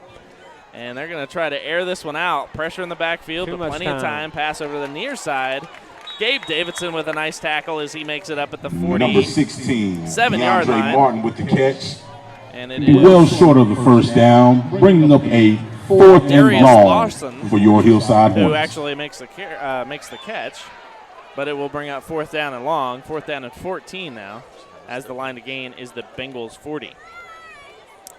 Clock stops at 5:44 with the tackle made out of bounds. Exactly the defensive series that the Bengals needed there to get it back in the hands of your offense. Oh, my. 2, 4, 6, 8, 9 players on the Bengal side will force a Bengal timeout. You need more than that. I'd say it's a good timeout. You should have at least 10 guys out there. If you can get 12 or 13, all more power to you. But you got to get some guys out there. That will be the 3rd and final timeout of the half for the Bengals. Luke, how are the comments looking on YouTube here tonight? Pretty good. We've got someone watching all the way from Wingate University. Wingate University, where is that? Probably Not really Wingate sure. is out towards Charlotte. It's Charlotte, Okay. yeah. Yep. You never want to drive that way. That's very horrible. supportive of Charlotte? Horrible drive. Yeah, you don't want to drive by Wingate. So A lot of traffic lights. oh, specifically by Wingate, not just the Charlotte area in general. Yeah. Yeah. Yeah, you don't want to go that way. Chi-Chi was up here last week, and she said she, for the first time in a long time, actually had a good trip up because they've finished some of the construction in the Charlotte-Concord area, then I moved it down the road. But it's nice to hear it was She full come better. up to hold the baby? She did for the 1-year birthday. Oh, my goodness Yeah, gracious. 1 How year time old. flies. Happy birthday, Winnie. Seems like just a year ago you were having a baby. It does, doesn't it? Right about there. Calix comes in to punt the ball away again. 4th down and 14. Bengals with 11 this time, as is recommended. What are we doing here? A little excitement on the defensive side there. A little excitement. You never want to get too excited. Just be patient. Is that a crickets sound effect that was played? I feel like I heard over the that as PA? well. Perhaps that's an indicator that they want their crowd to be louder. I don't know. I don't know. Not sure the crowd understood it if that was the case. I'm not even sure I heard it. I heard something. And Why now are we they're jumping on 3rd and 14? They're going to say it's a false start. That's why the Bengals 5 jumped. yard false start penalty against the Hornets. And Still 4th and long. 4th and longer. Now, I'm going to tell you what I would do. I would go all out to block this, because if you rough them, you're still going to be taking a punt. that one is an automatic. They're going to run into them. They ain't going to rough them. Okay, got it. Thank you. Thank you for clarifying. Because we did see that last week. We actually saw, what was it, Evan, like 4th down and 26 or something. Exactly. Yeah. And roughing the punter and go automatic after it. first down. Go Sure, after it yeah, let's hard. do it. You don't even need a guy back there to return it. Put all 11 on the line. Or 9 or Okay. however many. Oh, my goodness. Go with the up gracious. man. Rosenblum is there. Couldn't make the tackle. The Bengals are going to get the ball in great field position Number here 10, as Damian that Harris. carry is made up to midfield, but still Short for the 10 first yards down. short. One Be a is turnover on Shea downs. Pittman, number 16, who makes a tackle. First and Another one 10 there for the for Bengals. Fuquay-Varina. And Fuquay-Varina will go back on the offensive side. That's a gutsy call right there. Questionable decision making on the Hillside coaching staff there. Thinking the Bengals are maybe sleeping a little bit. Going with the dive. Going with the dive. Yes, we are. I'm not. That's not why I'm shaking my head. Stewart on the dive right here. One receiver to either side is Smith and looks like Pittman. And this will be Corey Stewart who carries it up the middle. He carries it for 1 yard Number up to the 25, 49. Jalil Austin with a big stop at the line of scrimmage. Austin with the tackle. Setting up a 2nd and 10 for Fuquay. 2nd and 9. Second down, 9 to go from the 49. Line to gain is the Hornet 40. Any other quality comments there, Luke? We have Matthew Lyons, Ant from Canada, which you already pointed out. Matthew, is there another Matthew Lyons? Is that, or No. a Matthew Lyons fan? Is that what you said? He's Ant. Ants, thank you. Thank you, Ant Lyons. 2-yard gain up to A host of the Hornets 46. in on the tackle. Be a short gain. Matthew Lyons 3rd on and the carry. 6 for the Bengals. Be 3rd down and 6 coming from the 46.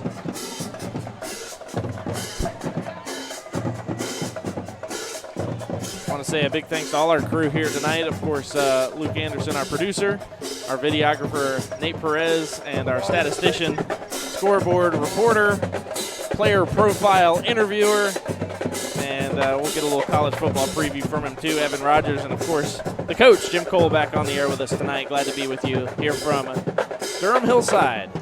Pass intercepted. Wow, what a catch. As he jumps right up in Number front of that 8, pass. Don Moore with a big interception That for your is Hornets defense. Sean Farrington, I believe, number 8. Is that what he said? Yep, Farrington makes the grab and just jumped right in front of that pass. Correction, Coach. number 8, Sean Farrington with the interception.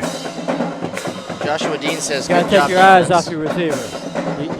You can't go straight to your primary target and just stay on it. That's 2 interceptions in a row that have been a result of doing nothing to look off the defense. Something that junior quarterback Jacob Braswell has really got to learn there. And it is Beatty who goes back to work again for the offense. Long pass over the middle. Gabe Davidson is there, but not enough to break it up. It's a long That man, pass. Jayon Brown with complete. another big Jayon reception Brown for the pulls it Hornets. down. First down. And that will bring it down at the 15-yard line. And it looks like Hillside wants to quickly get right back to the ball as quickly as the officiating crew will allow that to happen.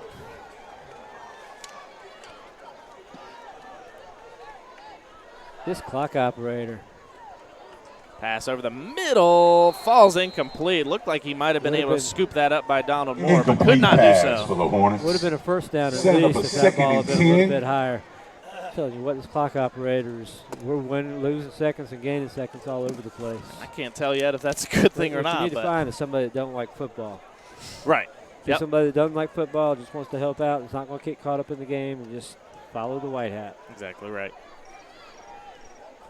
There's those crickets again. That's got to be somebody's It's cell a phone, yeah. Beatty with some pressure gets it Wow, off to lots Moore. of room. Moore will carry ahead to the 10-yard line where Number 6, Donald Moore with the reception. Birch and Barker there to make the tackle. 3:28 and counting, second quarter. I'm surprised we haven't seen more of the Alabama tents on the sidelines. I see Hillside's got a little injury tent set up down here. Yeah. I'm surprised that that's not a little thing that we haven't had copycatted already. You know Middle Creek's got a big red and black one sitting there. Oh, yeah. Once again, we will not be at Middle Creek this year. Fake handoff. Pass goes too high. You got to pop that Just guy. out the reach. You got to lay the hammer on him. There's no reason not Bring to up hit him a there. 4th down for your He's a Hornets. big kid, and I don't know that I'd want to hit him. But he had his hands on the ball. It was in the area. Clean the clock. Well, and I will say, it brings up 4th down, so I'm glad to see you don't even let the officiating crew question it, because this is a crucial 4th down here, and so much so that the head coach Ray There's Harrison a timeout on the field for your of the Hillside Hornets is going to Hornets. take his timeout. This will be his second. Is it your phone? No, okay. It's definitely not mine. No. But Coach, I mentioned, so And while we have a no break trip in to action, Middle Creek make sure to again this make year. your way This will over be to the concession stands and get one of those third hot straight fish year? sandwiches. Second, Or some of those second cool straight year drinks that we have not been to on Middle deck Creek for you. because of all the conference realignment and everything. We're adding South Gardner this year, so they had to switch everything up again. So this will not be a similar schedule to what we saw last year, but finally we'll have 2 consecutive years this year and next year where we'll have the home and homes going on. But I don't mind not going to Middle Creek. Not at all. I guess is my point. Not at all. That's a horrible place. Stinks. Amen. Clock doesn't run right. It's crowded. Great opening, great entrance though. They have a good entrance. The coaches. Good fight song. Hey, they do. Hi, Yikes. Other than that, it's horrible. 4th down. Looks No, like am I saying It looks like the Hornets are ugly lining uniforms. up for Ugliest a uniforms in the field state. goal. Ugliest uniforms in the state. Ought to be outlawed. Those ought to be illegal. Wow. Anything, you Tell me shouldn't how have you feel. monochrome football jerseys. Kick is up and And good number by 54, Kalex. Mario So Calix, he field goal is missed good. the PAT, but hits the And field with goal, 3 puts minutes 3 left up to on the go board with 3 before on the halftime, second quarter clock. Your Hillside Hornets 23, Fuquay-Varina 14. 23-14 the score now. Luke, why don't you give us some words here? There's one team in the triangle that has the best game plan for selling your home. It starts with a well-priced home, which will often generate competing offers and drive up the final sale price. The players you want on your side are the Absher Realty Group. Visit the AbsherRealtyGroup.com today and tell them you want to be on Team Absher. And Evan, I know we got a lot coming from you here at halftime. What are some of the things we're going to be hearing about at halftime at Bengals at the Half, presented by Dickens Insurance Agency? Yeah, so this is week 1 of college football after we previewed week 0, essentially, with the Miami-Florida game last week. So we'll get some local games. We'll give UNC, NC State, Duke some love, and I'll sprinkle in some App State because my parents are alum, and I know y'all are big fans. Both, and then I'll get alum as well. We're alums. I know. Alumni. Excuse me. We're alumni. Excuse me. I'm an alum. We are alumni. And I'll give my what I think would be the best game of the week, Okay. personally, to watch. Looking forward to that. That'll be Evan Rogers' college football preview here at Bengals at the Half, presented by Dickens Insurance Agency. I've only got one tray. Calix will 5 of us up here. kick it off again. And that will go into the end zone for the touchback. And that's Bengals a will have the touchback. ball at the 20-yard line. Fuquay-Varina will start on the 20-yard line. Trying to make some deals, get some Hey, food. guy comes up here. It's not a cookout There's tray, one is tray. it? No, I think it's coming from that wing place over there. The food truck. They got a wing food truck. I gotcha. I Sounds can't good to believe he me. only bought one tray for himself, to be honest. Crucial possession here, Coach. Down 23-14 with 3 minutes left to play in the second quarter. You want to inch a little closer to that score before halftime. Be nice to put a score on the board. Braswell will hand off to Barker, who carries from the fullback position for the first time We've tonight. been doing a nice job with that dive. A host of tackles, a host of Hornets in for that tackle, bringing up 2nd and 5. 5-yard gain up to the 25. We didn't see it early in the game. Things were working well for the Bengals as far as the personnel that was out there. So far now, in the last few plays, the last few series, we've seen a little bit different personnel. Watching for Lions to the left here. Lions with some room to run, breaks away for a couple extra yards there as he carries up to the 39-yard line, Number where that'll set up a 15, first Gregory down, Carter stops with the the clock big tackle. momentarily with 2:19 to play But not before until the halftime. Bengals pick up a No first down. timeouts left for the Bengals. Got to be smart with the clock here. I think we're about to see the same play. We're going to go the other direction this time, but you're going to see the same thing, other direction. Have not seen the Bengals run to the near side of the field much tonight. This will be a handoff that will, you're right. Maybe that's right. Maybe that's why we don't go this direction. That's right. They're going to say no gain on that as the offensive Number line 6, got enough of a Moore with push. the big tackle in the backfield. Moore makes the tackle, and that'll bring up 2nd down and 10. Clock rolling under 2 minutes. That'll set up a 2nd and 10 for the Bengals.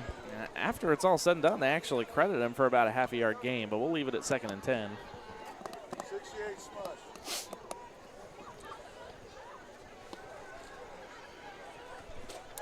92 seconds and counting.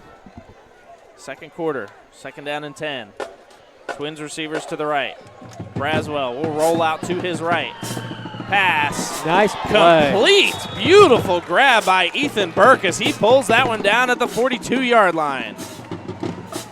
Number What 15, concentration. Gregory Carter with the tackle, but not before a Bengals first down.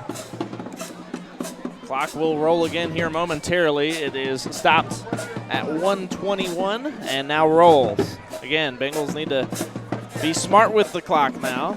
I heard that last play call, and I thought it was a description of what happened to Lyons as he tried to block. It was called smash. Twins receivers to the left, one split out to the right. Pass. Lyons gets tripped up in the backfield, stays on his feet. He'll carry ahead enough for the first down, tries to get to the sideline. The clock will stop for the reset of the clock as the ball gets up to the 28-yard line. First down and 10 for the Bengals, less than 60 seconds to play.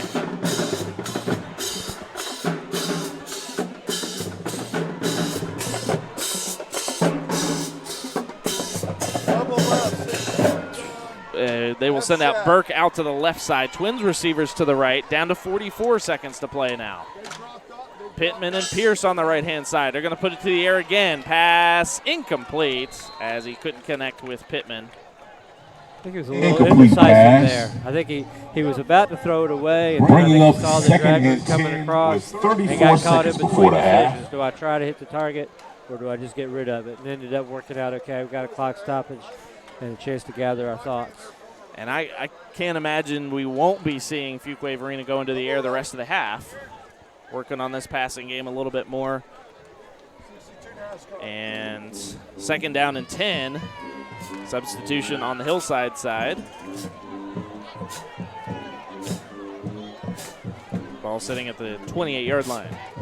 Twins receivers to the left this time. Pittman and Pierce, and it's Pittman who leaves early, and that would have been quite the benefit for him. False start on the Bengals. False start on the Bengals. Moving back 5 yards. Repeat 2nd down. Technically, you should put that time back on the clock, as it did roll. Shouldn't have, but that would probably be asking a lot tonight. I think they're actually talking about it. Oh, they sure are. Yep, you are exactly right. So good on the officiating crew for realizing that, looking at the clock, resetting it. First time all night they've noticed there was something wrong with the clock. That's a good point. I will say we had some issues with that last week too. Got 34 minutes to play. Hey. Got plenty of time. We've got plenty of time. That's right. Slow it down, Fuquay. Slow it down. It's going to be 2nd down and 15 when play resumes. He gives a whole 6 seconds there. Here we go. We got the clock magician on his way.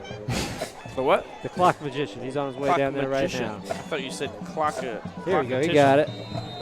Didn't even need him. 34 seconds up on the second quarter clock. No timeouts left for the Bengals. 2nd down, 15 to go.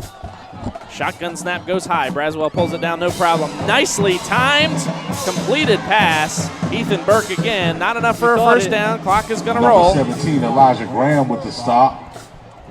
Graham makes the tackle up at the 22-yard line. 19 seconds and counting. What is that? Right back to the line. Bengals are going to have to spike it on 3rd down.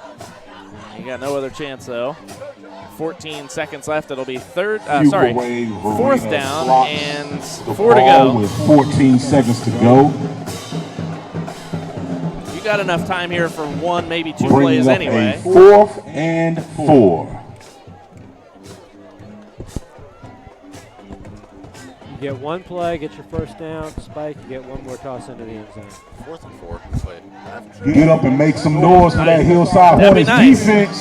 That's a lot to happen in 14 seconds. Well, the clock's going to stop on your first down. I guess my point is as quick as the clock has been rolling tonight, but absolutely. Pittman will go to the sideline, makes a completion, got to get there, doesn't get. Oh, he'll get the flag, though.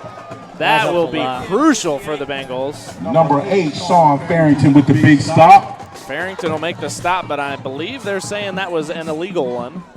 I'm not sure we had the first down. Right, without it, yeah. So that, I mean, we definitely do now. Right. And we're down there where we could think about kicking this. Now my question is, are they going to credit him with being out of bounds? And if not, are the Bengals going to think quickly enough to get there and spike the ball? That's what you got to be thinking about right now if you're on the Bengal sideline. Got to be ready to go.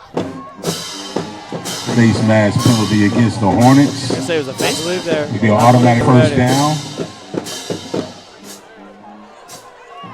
First down and 10 from the 14. Clock will roll. Incomplete pass. Good Lord. And that's interesting because the white hat actually did not make the motion to wind the clock. Well, I'm not sure that it does. It does. Yeah. So if it's a 4.9 seconds left if it's just to start the play clock, the hand goes down and that's it. And then but I'm not sure that you wind it on the the 12. foul. Oh, sorry. Yes. Right. So I guess my thought is you go to the officiating crew then if you're the Bengal sideline and go and ask, hey, is the clock going to wind? Is it, because then you can take your time to make this play. And the Bengals are going to try for a field goal. It looks like the Bengals will set up for a field goal. 30-yard field goal coming. Hold down. Kick is up. He's got the distance. No, he didn't. No good. And the field goal is no good. Wasn't a bad effort, and I don't blame him for taking the chance. Absolutely. I mean, his PATs have looked long enough. He just didn't quite get under that one enough.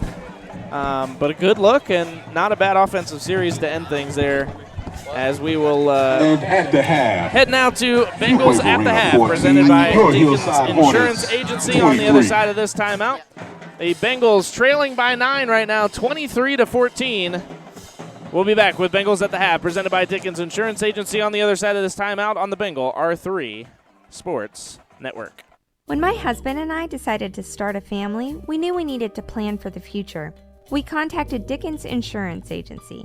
They walked us through all the important information about life and annuity products, and they told us how we could save even more by combining our auto, home, and life insurance plans. The best part is, they talked with us like we're their neighbors, not like their client. Visit Dickens Insurance Agency at 402 Wake Chapel Road or online at dickensinsurance.com. Dickens Insurance Agency, a proud supporter of Bengal athletics. Houses in the Triangle are selling quickly. That doesn't mean you shouldn't have someone on your side making sure you get every penny your home is worth. Krista Abshur and her team at the Abshur Realty Group want to make selling your home as stress-free and seamless as possible. And they'll help you find your next home, whether you're upsizing, downsizing, moving across the street, or across the country. Next time you're at Bengal Stadium, look to the scoreboard for contact information from this network's presenting sponsor and a premier Bengal Booster Club sponsor. Visit theabshurrealtygroup.com today. Hey, honey, where should we eat tonight? Let's see. Oh, how about the Aviator Smokehouse? I want to try their buffalo fried chicken wrap. Oh, yeah, we should start with the beer-battered onion rings. Ooh, and how about some smokehouse ribs? Then maybe I'll go with the... Whoa there, Tiger. We can go again later. You don't have to try it all tonight. I know. Maybe I'll just add the smokehouse salad on the side, too? Whatever you say, dear. Aviator Smokehouse at the corner of Broad and Stewart. Online at aviatorbrew.com/smokehouse. Welcome into Bengals at the half, presented by Dickens Insurance Agency. It's time to break down the first half with stats and analysis. We'll take a look around the triangle with scores from tonight's matchups. And we'll preview this weekend's action on the college and professional gridirons. But first, let's step off the gridiron and meet the Bengals, a new student athlete each week. Here's your host for Bengals at the Half, Evan Rogers. Welcome back to Bengals at the Half, presented by Dickens Insurance. I'm here with Rachel Williams for the inaugural player profile, I guess is what we're going to call this segment. And Rachel, introduce yourself. Hey, so I'm Rachel Williams. I'm student body president at Fuquay this year. I'm also a rising senior. I run the cross-country team, and I also play in the women's basketball team. And speaking of being a student body president, what is it like having, being the face, I guess, of the Fuquay student body at the new school? Oh, it's definitely a lot of responsibility, but it's super fun. I get to plan a lot of stuff for the school, and it helped me realize how much I love my school and community. So it's really good. That's awesome. And speaking of the new school, how do you like the new facilities, the transition? I guess it's our 2-year rental period for Fuquay High, so how do you like it? It's definitely taking a lot to get used to. It's very big. I kind of feel like a freshman again, but it's super nice facilities, so just take advantage of those. And speaking of women's basketball, I'm on the basketball team for men's, and what's the outlook? What do you think women's Fuquay basketball will be this year? How do you think you guys will be? Well, we have a lot of returners this year, and we also have some potential new rising players, and so I'm just looking forward to it. So, yeah. It's exciting, and thank you for being here, and thank you for doing this interview, and back to Rand for the regularly scheduled halftime.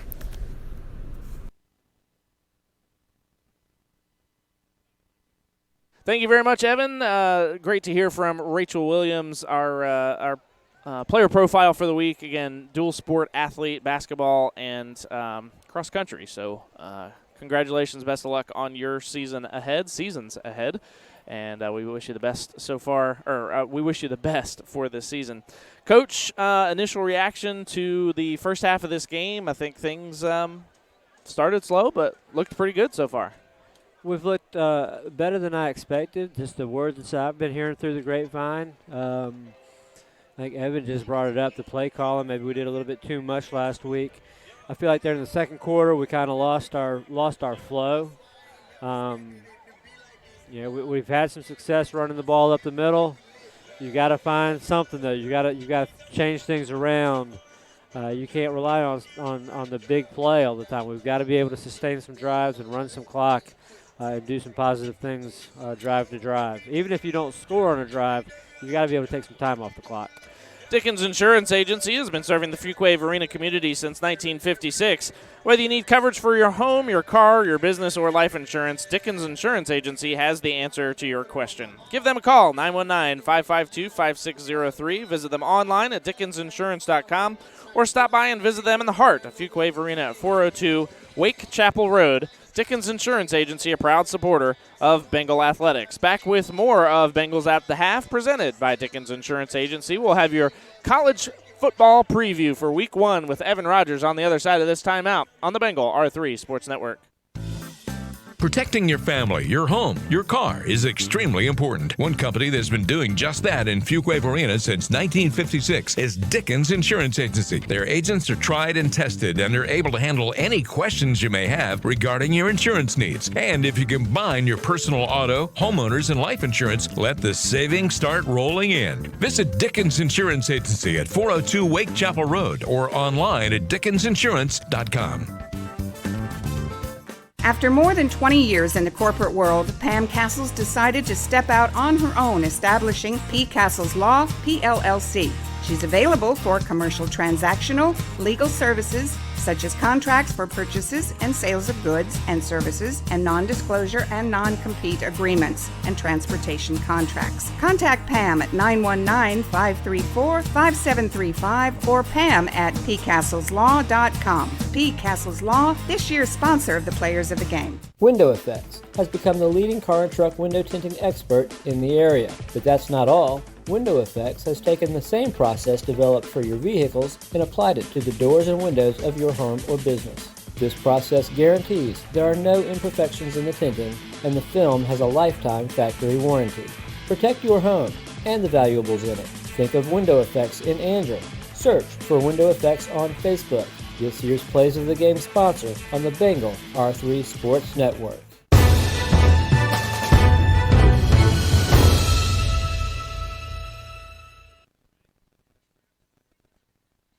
Bengals at the Half, presented by Dickens Insurance Agency. We're going to toss it over now to Evan Rogers. Evan's got our college football preview. It's week 1. Week 1 indeed, and we'll start out with NC State. They take on, an in-state rival in a way in ECU. It's a noon kickoff. And NC State's got a first-year quarterback, Matt McCoy. Be interesting to see how he can take over Finley's reins. And then ECU has a first-year coach coming in, Mike Houston from James Madison. So he had a good record at JMU, won an FCS title down there, and we'll see how he can do with ECU. I mean, did he win an FCS title when App State was in the FCS? He did not. No, he did not. Negative. And then UNC and South Carolina battle out down in Charlotte. Man, I forgot that's week 1. Week 1. That's going to hurt for those Tar Heels. Oh, man. I'll tell you what. First-year starter as well, Sam Howell. It'll be rough going against South Carolina. South Carolina's a really good team. They've got a tough schedule, but they're a good team. Tired. They've been in class all week. And then something's going on there today. I don't know. Don't know what it is, but something happened tonight. Football player stumbled into an academic program building, and they thought there was an emergency. Then we got Duke taking on Alabama in Atlanta, neutral field. Who was that? It was in Duke. Atlanta. Duke taking on Bama in Atlanta. There was conversation today in the office, and they said, "Oh yeah, Alabama's coming to Wallace Wade," and I said, "What are you smoking?" No. That'll be in Mercedes-Benz in Atlanta. That'll be neutral Is that field a Chick-fil-A kickoff game? Yeah, it is. All right. On a Saturday? Saturday at 3:30. Thank goodness they can get some sandwiches. That's right. Duke's got a hill to climb on that one. Oh yeah, and then I got my App State preview. App State East Tennessee State 3:30. Kid Brewer. I think App is 32.5-point favorites. Shout out to the Black and Gold podcast. Expecting big things from the Mountaineers. Yeah. I'm glad you're expecting. I'm hoping. I'm thinking 11-1. I'm hoping. I like thinking that. 11-1. I'm not optimistic. What are you thinking? I'm thinking that we've had some bad hires. Yeah, I'm not Ted Roof. All I can think is 0-11, 0-11, 0-11. Why? I mean, heck, he's 0-11. Why do you want to hire? And then we've got guys coming in and leaving in 2 weeks, and some of these guys are like, hey, why in the world would that guy come to App with that resume? And sure enough, 2 weeks later he leaves. It's just, I'm worried, very, very worried. The talent. You should. No, I hate to sound like the team up north, but I would have preferred to hire an App State man. Fair enough. I hear that completely, but I don't know. The dude wears glasses, man. No offense, but the dude wears glasses. Trust the visor. Trust the visor. I'm thinking big things. All right, what else you got there, Evan? And the game of the week, the only ranked opponents playing each other, Auburn, Oregon, number 16 Auburn, number 11 Oregon, and Arlington at 7:30, I think, on ABC. And where? Arlington, Texas. Why are they playing in Arlington? That's the Cotton Bowl or something, right? Yeah. Isn't that where the Cotton Bowl is, I think? I believe that's correct. The Dallas. That's the same area. Okay. Anyway, game of the week, huh? Game of the Top week. pick. Justin All right. Herbert, man. What's Oregon wearing? Oh, who knows? Something Big crazy. numbers. Something crazy. Huge. Seriously, have you seen their numbers? I wish they'd bring those to our games. Huge numbers. They are a different color than their jersey, more than likely. You I can like see that them. even better. Have you gotten your All Sports Season Pass yet? The Fuquay-Varina Athletic Booster Club's goal is to provide support and information to people just like Evan Rogers, students, faculty, parents, and the community about Bengal athletics. Get your membership today. Visit FVHSBoosterClub.com. We will have stats and scores from around the triangle on the other side of this timeout. It's Bengals at the Half, presented by Dickens Insurance Agency on the Bengal R3 Sports Network. Krista Absher and her team at the Absher Realty Group dedicate their time and lives to helping you make one of the biggest decisions of your life, buying and selling your home. The real estate market in the Triangle is one of the best housing markets in the country, and you will want the most professional, experienced, trained, and knowledgeable agents on your side helping you. Lucky for you, they're based on Broad Street, just a minute from the high school. Mention this ad and receive a free home warranty with your next home purchase. Visit theabsherrealtygroup.com today. The Aviator Smokehouse was established in Fuquay-Varina in 2011 and features some of the finest food Broad Street has to offer. You've got to try their famous Aviator wings with dry rub, or maybe the sweet and tangy Hickory Aviator sauce. If you're really brave, you can attempt the Imperial Moco Loco sauce, but you'd better have a cool beverage standing by. That's just a small sample of what's available at the Aviator Smokehouse. There's something there for everyone, so stop by today. The Smokehouse is at the corner of Broad and Stewart, or online at aviatorbrew.com/smokehouse. When I met Arnie and Monty Bullock of Dickens Insurance Agency, I could tell they bleed orange. They're connected to the Fuquay-Varina community and are committed to helping the community protect its assets. Whether it's your family, your personal property, or your business, Dickens Insurance Agency is there for you. Contact Fuquay-Varina alumni Arnie or Monty or any of the agents at Dickens Insurance Agency at 919-552-5603. Visit them online at dickensinsurance.com or stop by and visit them in the heart of Fuquay-Varina at 402 Wake Chapel Road. That's fine. Different stuff. Welcome back to Bengals at the Half, presented by Dickens Insurance Agency. A quick look at scores, and then we'll send it over to Evan for stats as well. Fuquay-Varina, as Evan was mentioning earlier, really kind of tight as far as total yards, 232 to 220 for Fuquay-Varina. Passing a little bit different, of course, on the Hillside side, but 23-14. Penalties certainly hurting Hillside here in this contest so far as well. And they're, again, sneaking back up. 2 turnovers for Fuquay-Varina, so got to watch those numbers here in the second half. They tightened those up in the second half against Panther Creek. Got to do so the same tonight. So, Evan, you've got scores from around the triangle for us tonight. Of course, all non-conference stuff. Yes, Middle Creek is at Southeast, and Middle Creek's up 27-12 at the half. And Garner and Cleveland are playing, and that is knotted up at 21 in the second quarter. Wow. All right. Should be a good contest. I think Ocean I think he was a junior, but didn't he transfer or move? Interesting. I don't know who's throwing for Cleveland.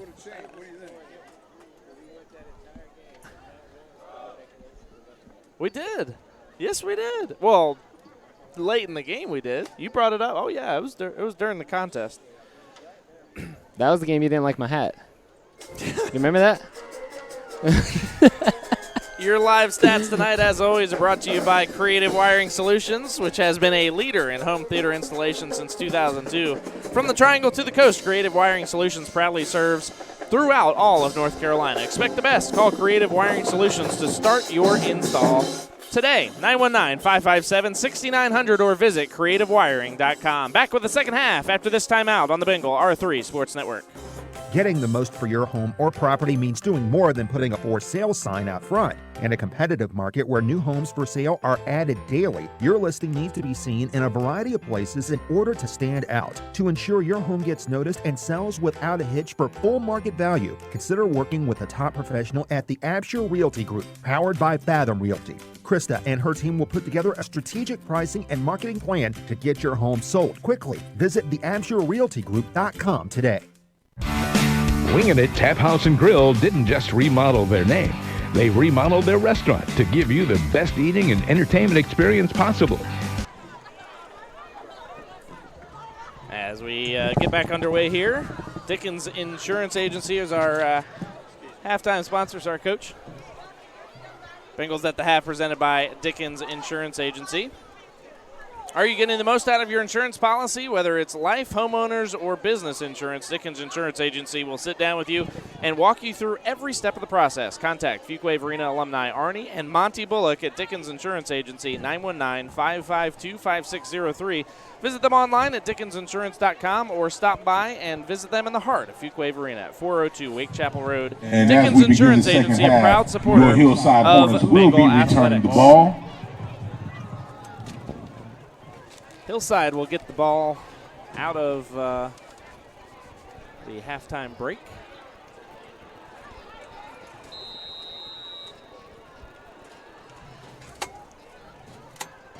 And the kick will go close to the sideline, but stays in bounds. A little dip, dive, and shake on the return. You know, it's kind of frustrating there. The kicker did Number exactly what he 13, needed to do. Jayon Put the Brown ball with a right nice on the return. sideline, outside the numbers. We had the kick returner hemmed up where we needed him, and we still let him get that, 15-yard run back.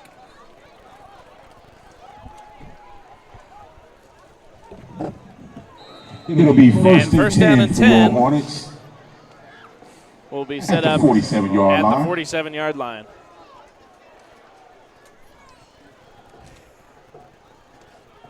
Shotgun snap, pass quickly to the near side is complete. And going for extra yardage. Will be taken out of bounds at the 15-yard line. Damian Harris with the big They were in position. It was going to be a positive play for Hillside. We had two men out there. One was being blocked. The other was right where he needed to be. And we just didn't make the play when we needed to. First down and 10 from the 15.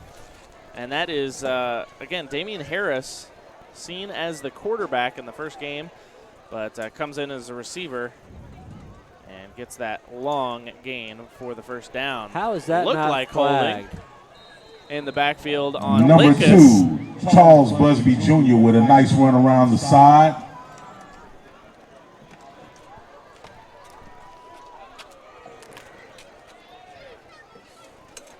Setting up second down for your Hornets. That'll be second down and 7.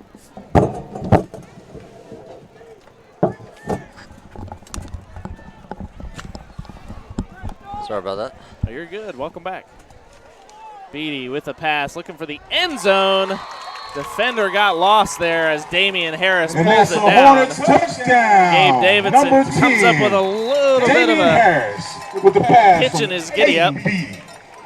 And Beatty makes the successful pass into the end zone for the score for 6 up on the board. Hornets made light work of that one again here to start off the second half. When they scored quickly. Is that 29? That is correct. High snap, brought down. Davidson trying to make up for that one, though. And the Hornets pinned up a little bit with Linkus. But and with nothing on for the block. Seconds left in the And third quarter. the kick is up a good For 30 to Hillside 14 now with 11:04 left to play. I don't mean to keep interrupting you, but I can't hear you. I got it, 100%. Not to worry. That joker kicks a far ball. He does. So right now, I mean, it's really all about the offense getting things rolling here. You've got to get yourself back into this contest now, and it's in the hands of the offense to do so that you can keep that energy going for the bases. Well, sure. You got to get stops. And when we kick the ball to the sideline, you got to make the tackle on the sideline. I mean, all 3 phases are breaking down.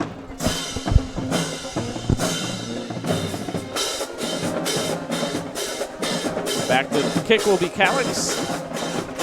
And to return again will be Corey Stewart and Shea Pittman, excuse me.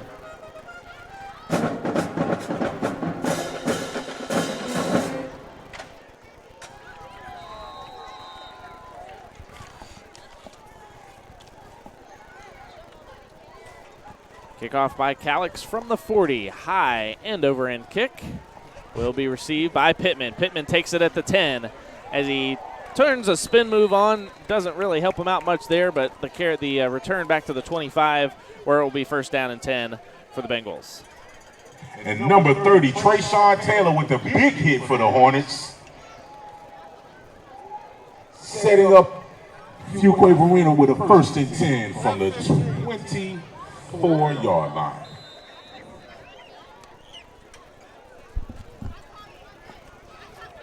New fullback here for the Bengals, as we see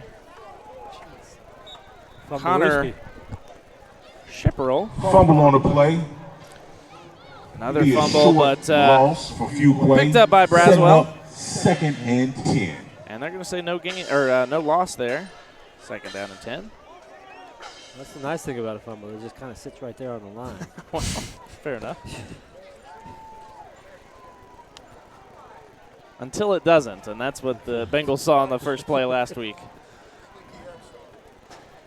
Twins receivers out to the right, one split out to the left now, and Stewart will be off the left hip of Braswell. Quick set there by the Bengals. This will be a pass over the middle, just to the left, and it is complete Number 4, Javante Young with the big tackle. Dylan Smith brings down that The successful short game for completion. Fuquay. 2-yard gain. Fuquay bringing up 3rd and 7. 3rd down and 8 to go now. Clock rolling under 10 minutes. Override 63 gone, F shot.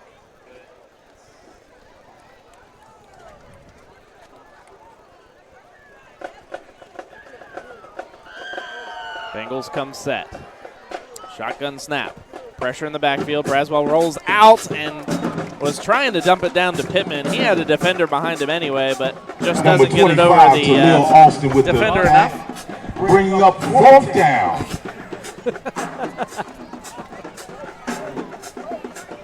And that brings up 4th down and 7 now for the Bengals.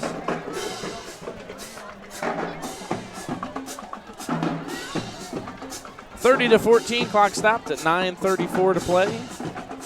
I thought we had a chance on that one. I thought if we could have got it over his arms, there was a defender there, but I thought we had room to make him miss. Yeah, at least it was the wide side of the field and had some room to try to run there for Pittman. As Lyons gets the kick away and kicks it right out of bounds. And kind of a line drive almost there, right to midfield. At least there was no return. That is affirmative. And the punt goes out of bounds. And they're actually going to mark it back at the 47. At the 47-yard line where the Hornets will take over. 1st and 10. That'll be 1st down and 10 for Aiden Beatty and the offense of the Hornets. A tight spread formation this time. Shotgun snap. Went to the right to begin, then just reversed fields completely. Again, another number 2 change in Busby personnel. With the big run around the left side. Darius Lawson, number 22, with the carry. Excuse me, number 2, Charles Busby Jr., who carries ahead for. Bringing up a 2nd and inches. Well, the side judge on the near side is going to say that's enough for a 1st down, but 2nd down and 1 to go. Pass high that will slow him up, and not fumble on the field. Bengals trying to get to it, bouncing around. It will be a loss if nothing else. If the Bengals couldn't come up with it, looks like they are motioning There's a for fumble on a play. the It looks Hillside like the Hornets recovered. to recover. But, man, had a chance there a number of times.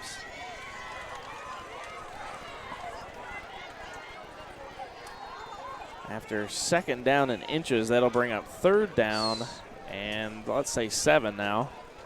As the ball sits right at midfield. 3rd and 7 for your Hornets.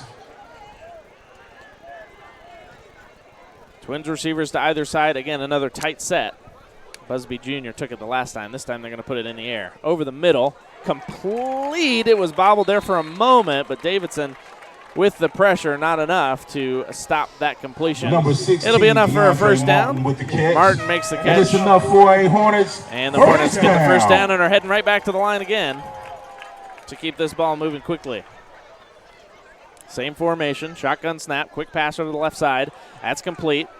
Harris still breaking tackles, and he completes it all the way up to the 7-yard line. To number 10, Damian Harris. This time another Bengal coming up with a little bit of a limp. Looks like Davidson coming up as well, as it was Rosenblum on the other side. Connor Rosenblum in the secondary, and then a little bit behind him was Davidson as well. It's a big-time passing offense. And really, they do a nice job. Multiple receivers going out, finding his target, and he's always putting the ball where it needs to be.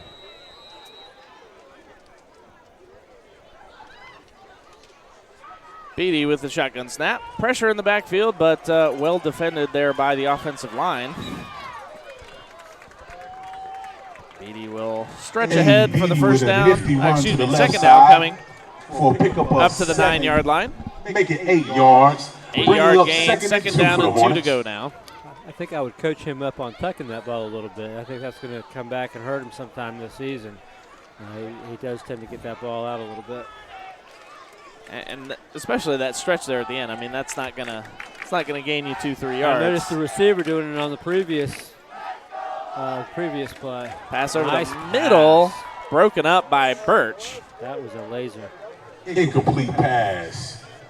Stops the clock with 7 minutes and 56 seconds. Was it broken up That'll or was be it just not caught? It was broken up. Third I mean, Birch for your Hornets. definitely had a hand in there. Broke that pass up, and exactly what the Bengal defense needed right now. I formation now for, I think, maybe the first time we've seen as Hillside goes under center. Pressure in the backfield, and Linkus was there, couldn't make the tackle, but the rest of the Bengals there to help out. I'd be upset with that whistle if I'm Hillside. Yeah. He was still falling forward. Waldred helping out on the tackle. Also Ethan Mitchell in there. Looks like Bullware was in there to help as well. Number 6, Donald Moore, is just short, bringing up 4th and inches for your Hornets. 4th down, less than a yard now. Big opportunity here for the Bengals. You got to get a stop if you want to remain in this contest right now. 30-14 with 7:20 to play. Under center again. And a stop indeed. The Bengals make it, I believe, hold it just enough. But now you got to watch out. A little bit of extracurricular talking there in the secondary. Got to keep your head cool there Number for the 6, Bengals. Donald Moore, was short. Moore on that play. Is tackled before he got to the line of scrimmage. They might measure this one just to be careful, and they are going to, depending on where the ball was spotted. Evan, did you see who made the tackle on that one? 37. I don't remember. Thank you. So, timeout for measurement. Linkus coming in and making Caden Linkus coming in, just as we mentioned. I mean, he didn't get player of the game, defensive player of the game last week, but he got a mention in the Bengal blog because, man, just the great play that he is putting on for this defense right now, and that shows it right there. He is a candidate for our defensive player of the game, presented by Window Effects. Presented by P. Castle's Law. Apologies. Our plays of the game that play very well could be a candidate for our play of the game, presented by Window Effects. Turnover on down, Coach. Big defensive stop there. Absolutely. We needed that. Now you need to have a drive. It would be great to score here, but you really need to do something to flip the field and just get some momentum going. I hate to see the personnel coming in late as Barker comes in, still putting on his gloves in the fullback position, but the Bengals are set. Braswell changing plays at the line. Gets the snap. Handoff. Met in the backfield. Had a lot of success Lions. with that dive. I'm sorry. Had a lot of success with that dive there in the later part of the second quarter, and that looks like an adjustment Hillside's made. Number 60. Really plugging. Brandon Green the leads a host of Hornets as they stop the ball Bengals comes in back the to the backfield, 6-yard bringing line. up Second down, 13. a 2nd and 13.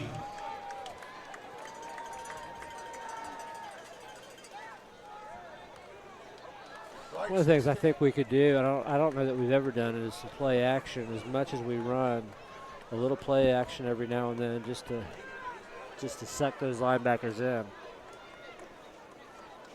Braswell under center. This time with the lead blocker is Lyons. It gets popped at the line, but he gets positive yardage here, back to the original line of scrimmage up at the 9-yard line.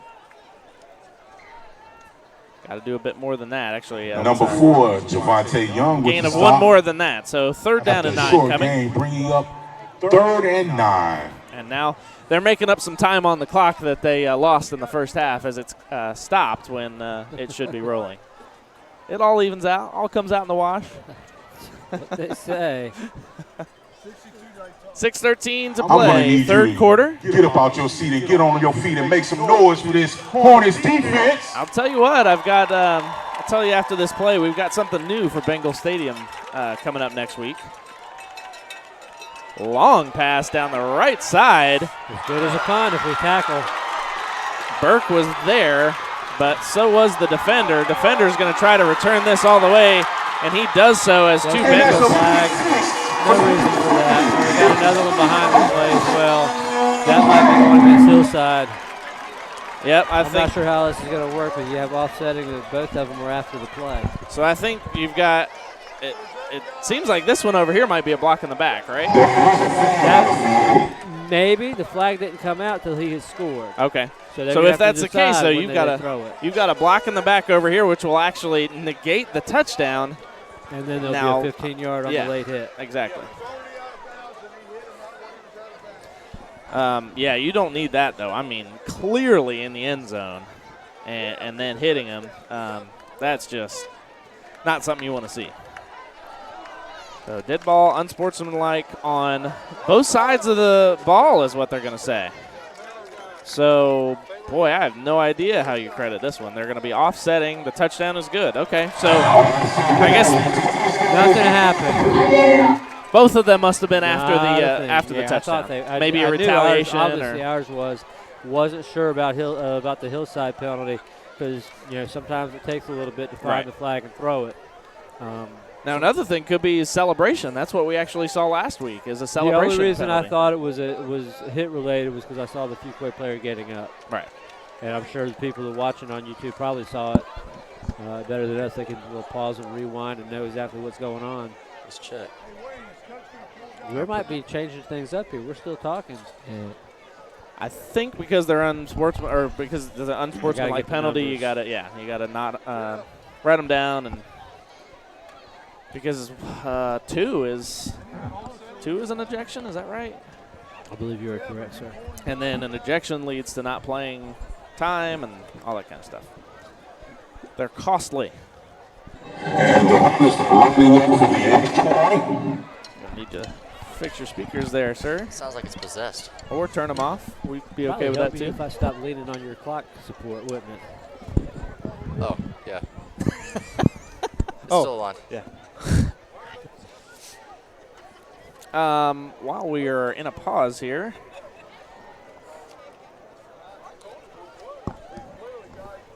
when buying a home, you want someone to help you out who has ethics and integrity and who will go the extra mile to make sure you get everything you desire in your new home. Krista Absher and her team at the Absher Realty Group will help you find your perfect home. Don't hesitate to call her today. When you're at Bengal Stadium, look to the scoreboard for contact information from our presenting sponsor and a premier Bengal Booster Club sponsor, the Absher Realty Group, powered by Fathom Realty. Visit theabsherrealtygroup.com today. Wow. Thank you, Luke. A bumbled snap there. Ball will be batted down, caught, and into the end zone. You have got to be kidding me.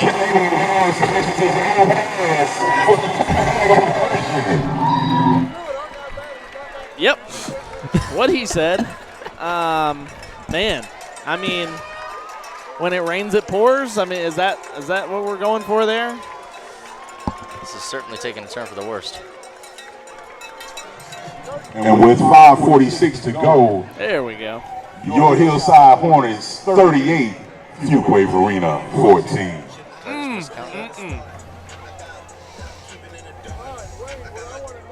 I'll tell you what, this is a first for us. We have never called the game 15 feet away from the turntable before. That's true. Never Live done that DJ before. tonight. Live. I got big packs coming on the way. I got big stacks coming out to say. Got Lil Max with me, he the wedding. It's a big gap between us and the I did really appreciate, though, the fact that even Hillside people were going, why is there a DJ here? We've never had this. Were they really? Yeah. I've enjoyed watching. That's pretty cool. Yeah, oh, that's cool. I always thought that would be a fun thing to know how to do. That I'm completely incapable of. I feel like I would just tear up records. I'm not sure about this, but I don't think they use records anymore. What do you think that is right there? Well, it's a turntable, but I do not believe there's a real record on it. Calix will head back to kick this one away again at 38-14.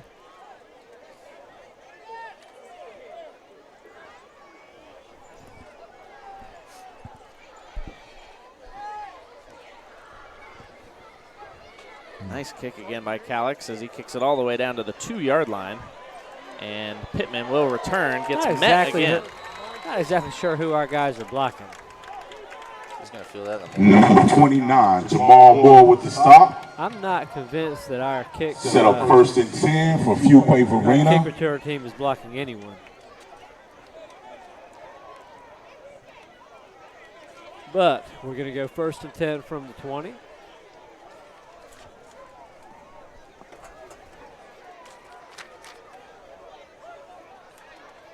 That ball is being traded out.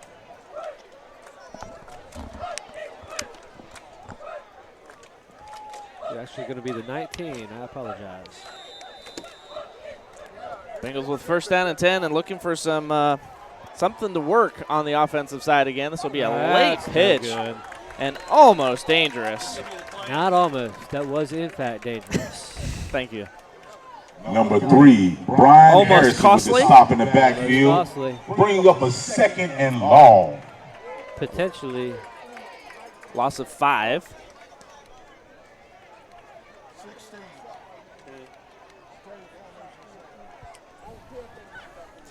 So we've got 2nd and 15. 2nd and 14. A shotgun. Inside handoff to the right. And a gain of maybe 2. Going to make it 3rd. And a host of Hornets are in for the tackle for loss. Probably heard there was a Bring up a host of 3rd Hornets and long for the on the Bengals. tackle.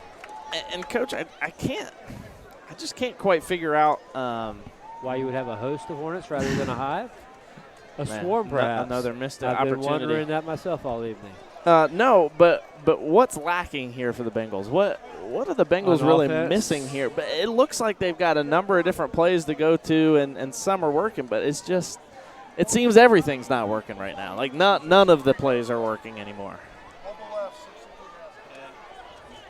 Braswell going back to pass. Pressure in the backfield. Passes to the sidearm Bengals gunslinger. sideline, and the completion made to Ethan Burke for the first down. I think sometimes the other guy's just better than you, and I think that's part of what we've Sure. run into tonight. And this is And the pass was complete. possibly, And it probably, looks like it's likely enough an for a Bengals unpopular first opinion. down. I liked what we did before. I liked the flex bone. I liked the blocking schemes. Evan's looking at me like I'm a moron right now, but I liked what we did. It was unique. It was tough for teams to defend, and it played into the strength of the Fuquay offense. And I feel like right now, this year, we're trying to be somebody that's not us. Yeah, and there's been a lot of call for it for a long time. And I thought it was a mistake for a long time to want this. Right. We're good at what we do. Why do you want to change it? Not sure really what took so long, if there was a chain issue or what on the Bengal sideline. But regardless, a first down with 4:06 and rolling in the third quarter. And building blocks now. So you got that first down back. You talked about how in a series ago, you don't have to have the score here, but you need to build something positively. Got to start scoring the ball too, but building blocks right now. Man in motion. First motion we've seen. This will be a little pitch up, and that will be credited as a pass as Pittman gets it from the wide receiver position. In motion, gets the pitch up, and carries it ahead to the 31-yard line. Yeah, credited as a pass. Mark that down, Evan. Nice job by you. We ran that play a lot last year. That's right. Right at the end, right? Wasn't it? Yeah. Right at the end of the season. Do a little Townsend or Tyrese Davis little pitch. Yep, that's right. I saw on social media today that Tyrese Townsend was going in for surgery. I saw it towards ACL. Oh, did he? Okay. Well, Yeah. we certainly wish you all the best, Tyrese, and wish you a speedy recovery. Second down after a 4-yard gain. Second down and 6. One receiver on either side. And this will be another pitch to Lyons behind him. Lyons tried to fall on it, couldn't get there. And now Where are you going? Stewart is going to try to reverse fields. That's not going to work, down. though. Go Oh, down, my go down. goodness. Oh, my goodness. You know what? I liked the thought initially. That's a classic call. Get my voice out of there. You got you a classic call right there. Oh, my goodness. Never run backwards. I'm sorry. I should have not have thought. I was talking You're good. over your moment. That was horrible. You're good. That wasn't. I was not sure where we were heading. That was a big loss on the Nowhere play. good. Was it? Evan's like, Was it a big loss? Darn. I got some serious math. He's taking off his socks, his shoes. It's like 40, 44. Oh, man. Seriously, though, Corey. 35. Hey, I appreciate the thought.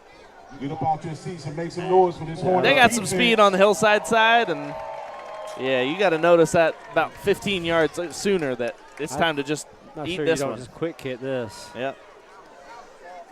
Oh, my Lord. And the running back is tackled by a host of Hornets. Third and a lot. Short That's and good. bringing up All right, fourth down. And Lions and the Bengals are going to have to punt this one away. What did you say? Lions and the Bengals are going to have to punt this one away. Oh. Lions and Tigers and Bears. Right. Oh my. Took me a minute to catch the reference there. I got you there. That was cute. Did you use that last week? Lions and Tigers and Bears? Or Lions and Bengals? Yeah. No, I don't believe I did. Happy to be witness to it. This is not even going to get back to the. Yeah, Will. He fortuitous got a first bounce. down on the punt. Yeah, Fortuitous go ahead and touch bounce. it. Don't push him out of the way.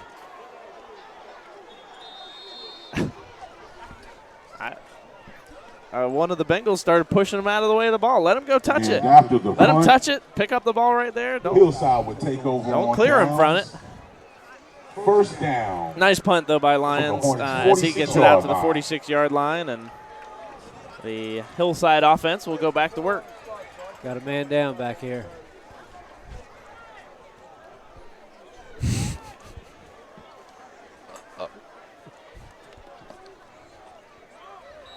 Twins receivers to either side.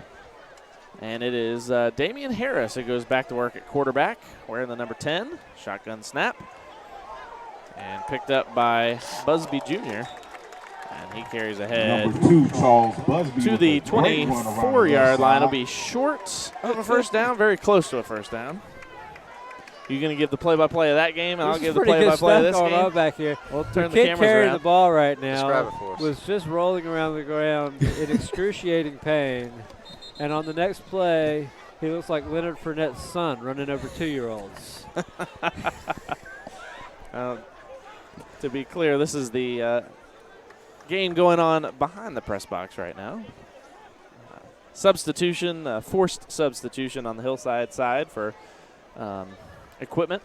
And Harris will quickly pull that out of the gut of the running back. Got to love a left-handed quarterback. And ball pops out. Man, you hate that quick whistle, but they're going to rule him down. That'll be enough for a first down on the pass and 18, catch. Hayes Robbins with So the I have a catch. question for you.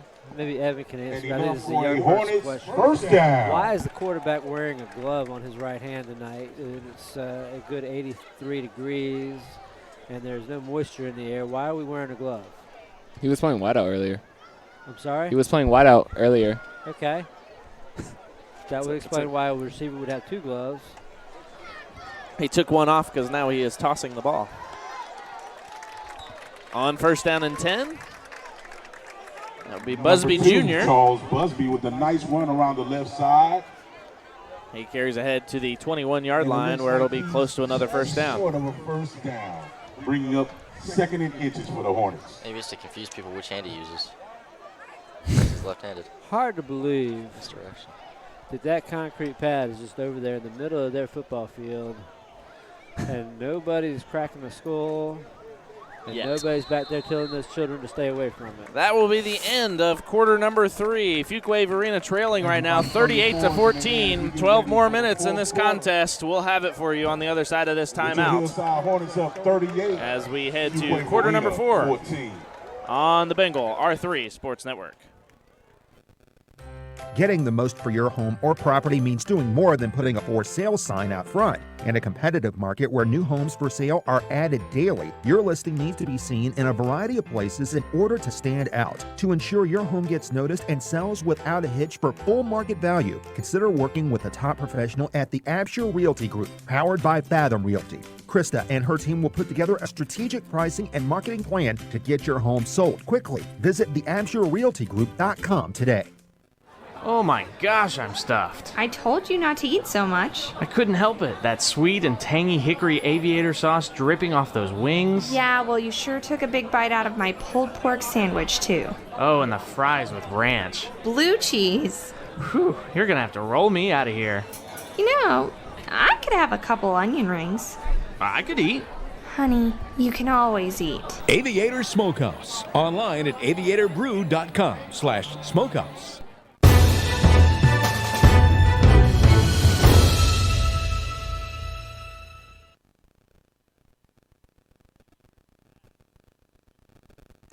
Welcome back. Fourth quarter action here on the Bengal R3 Sports Network. Fuquay-Varina High School football presented by Krista Absher and the Absher Realty Group. As Hillside goes back to work, 2nd down and 1 now. Oh, my goodness. With a shotgun from Harris. Harris. This guy's throwing off tacklers left and right. Throws from left to right. Jim, of course, watching a different game. Going to turn his mic off here in a little bit. Not going to tell him, though, and then he just won't know. 3rd down and 1 as the ball is placed at the 21-yard line. It's the only game you can see, I know. Give me that scoreboard camera. We don't need to see that anymore. Give me that camera. Hands off now. Hands off. I mean, I can. Pitch goes out to Busby. Busby breaks a couple tackles. Flag coming in, flying from the backfield. Back judge with a good 12-yard throw. Right on target. That was enough for a first down, I believe. Let's see. Hold against the Hillside Hornets. Hold against the Hornets. Yeah, the carry was up to the 15-yard line, so that'll remain 3rd down as they'll carry it back to the 28-yard line. Did you see that form, though? It was beautiful. I mean, it was nice. one motion. Out of the back pocket and just floated through the air beautifully. What? A nice flutter on the flag. Let's talk about the pitch. It was absolutely perfect. As Pittman is down. You can't get better technique than that as a back judge. Pittman is down for the Bengals right now, coming up slowly, and Heather Pagel and her staff for the athletic training staff at Fuquay-Varina is going to have to come out and attend to him. How's our game in the back going here? You didn't want me to talk about it. Let me video. That's not what I said. Can I put a little camera on there? No. It's not going to hurt anything. Nobody wants to see the score. The score's not going to change here for the next 10 to 15 seconds. Well, let's just show them They the want to clock. see what the clock is, so see when this thing's coming to wrap up. They're not in a hurry for us to stop. You might be in a hurry for me to stop. If we move this camera, we're never getting it back in position. That's a good point. That was my thought exactly. Why do we only have 2 cameras? We've been in operation 5 years. We ought to have 5 or 6 high-def cameras around the stadium. I knew there was something I missed last I'm week. not sure why we don't have one on us, to be honest. And it was the constant berating. That's really what I missed, you know? That's the sweet spot. We're just so good that 2's all we need. Love it. Producer right there. Viewership would go up so much if you had one on us, without a doubt. Oh, yeah. Me anyway. As they get Pierce off onto the sideline, again under his own power. 3rd down and 8. Oh. High snap. Harris pulls it down, no problem. Barker trying to give some pressure there, and Harris is going to make it work. Man. I'm not a football expert. Your DM's got to get deeper than that. Number 10, Damian Harris. That runs quarterback's around gotten the left outside side. the pocket, outside contained, whenever he has wanted. Got some athletes, that's for sure. Picks up enough yardage for a Hornets first down. Bengals caught a break there, but couldn't capitalize on that one, and defense will have to remain on here. Yeah. About the only thing we've caught tonight.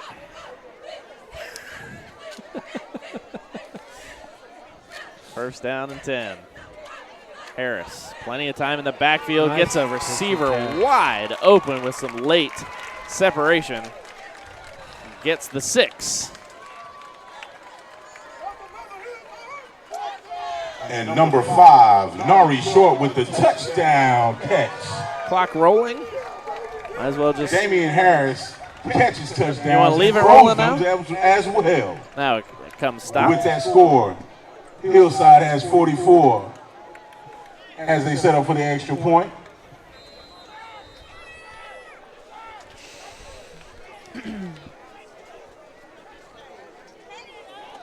And looking for some 2 extra personnel, 3 extra personnel that they need.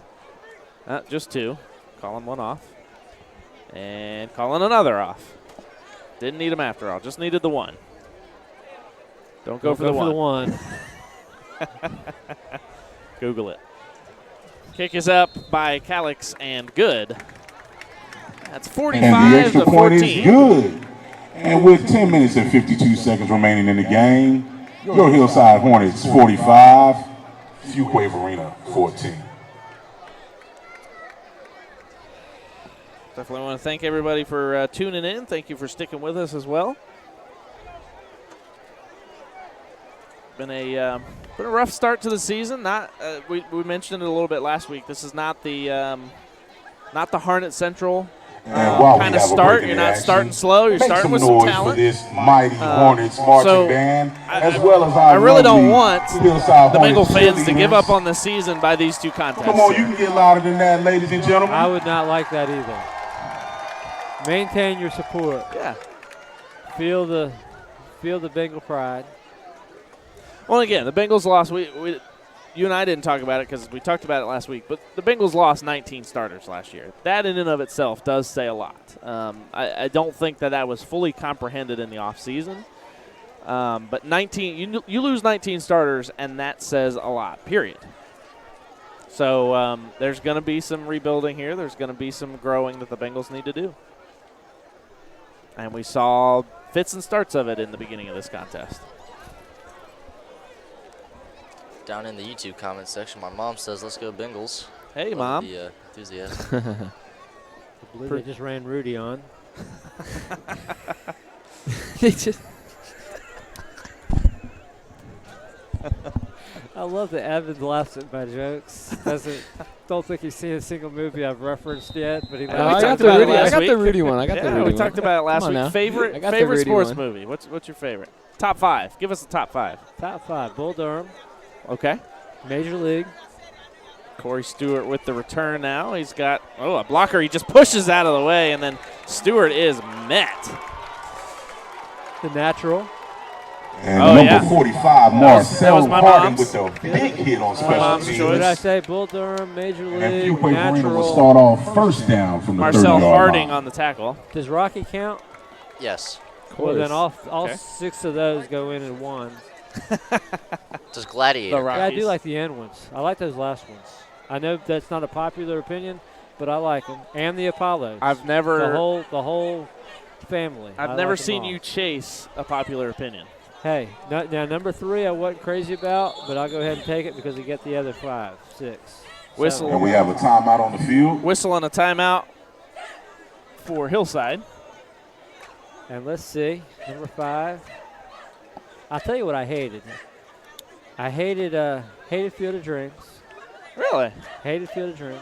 Well, I shouldn't say hate, just not a big, wasn't a big, huge fan of it. What about For Love of the Game? I'm not sure I saw that. Okay. I'll tell you one. You've never heard of it.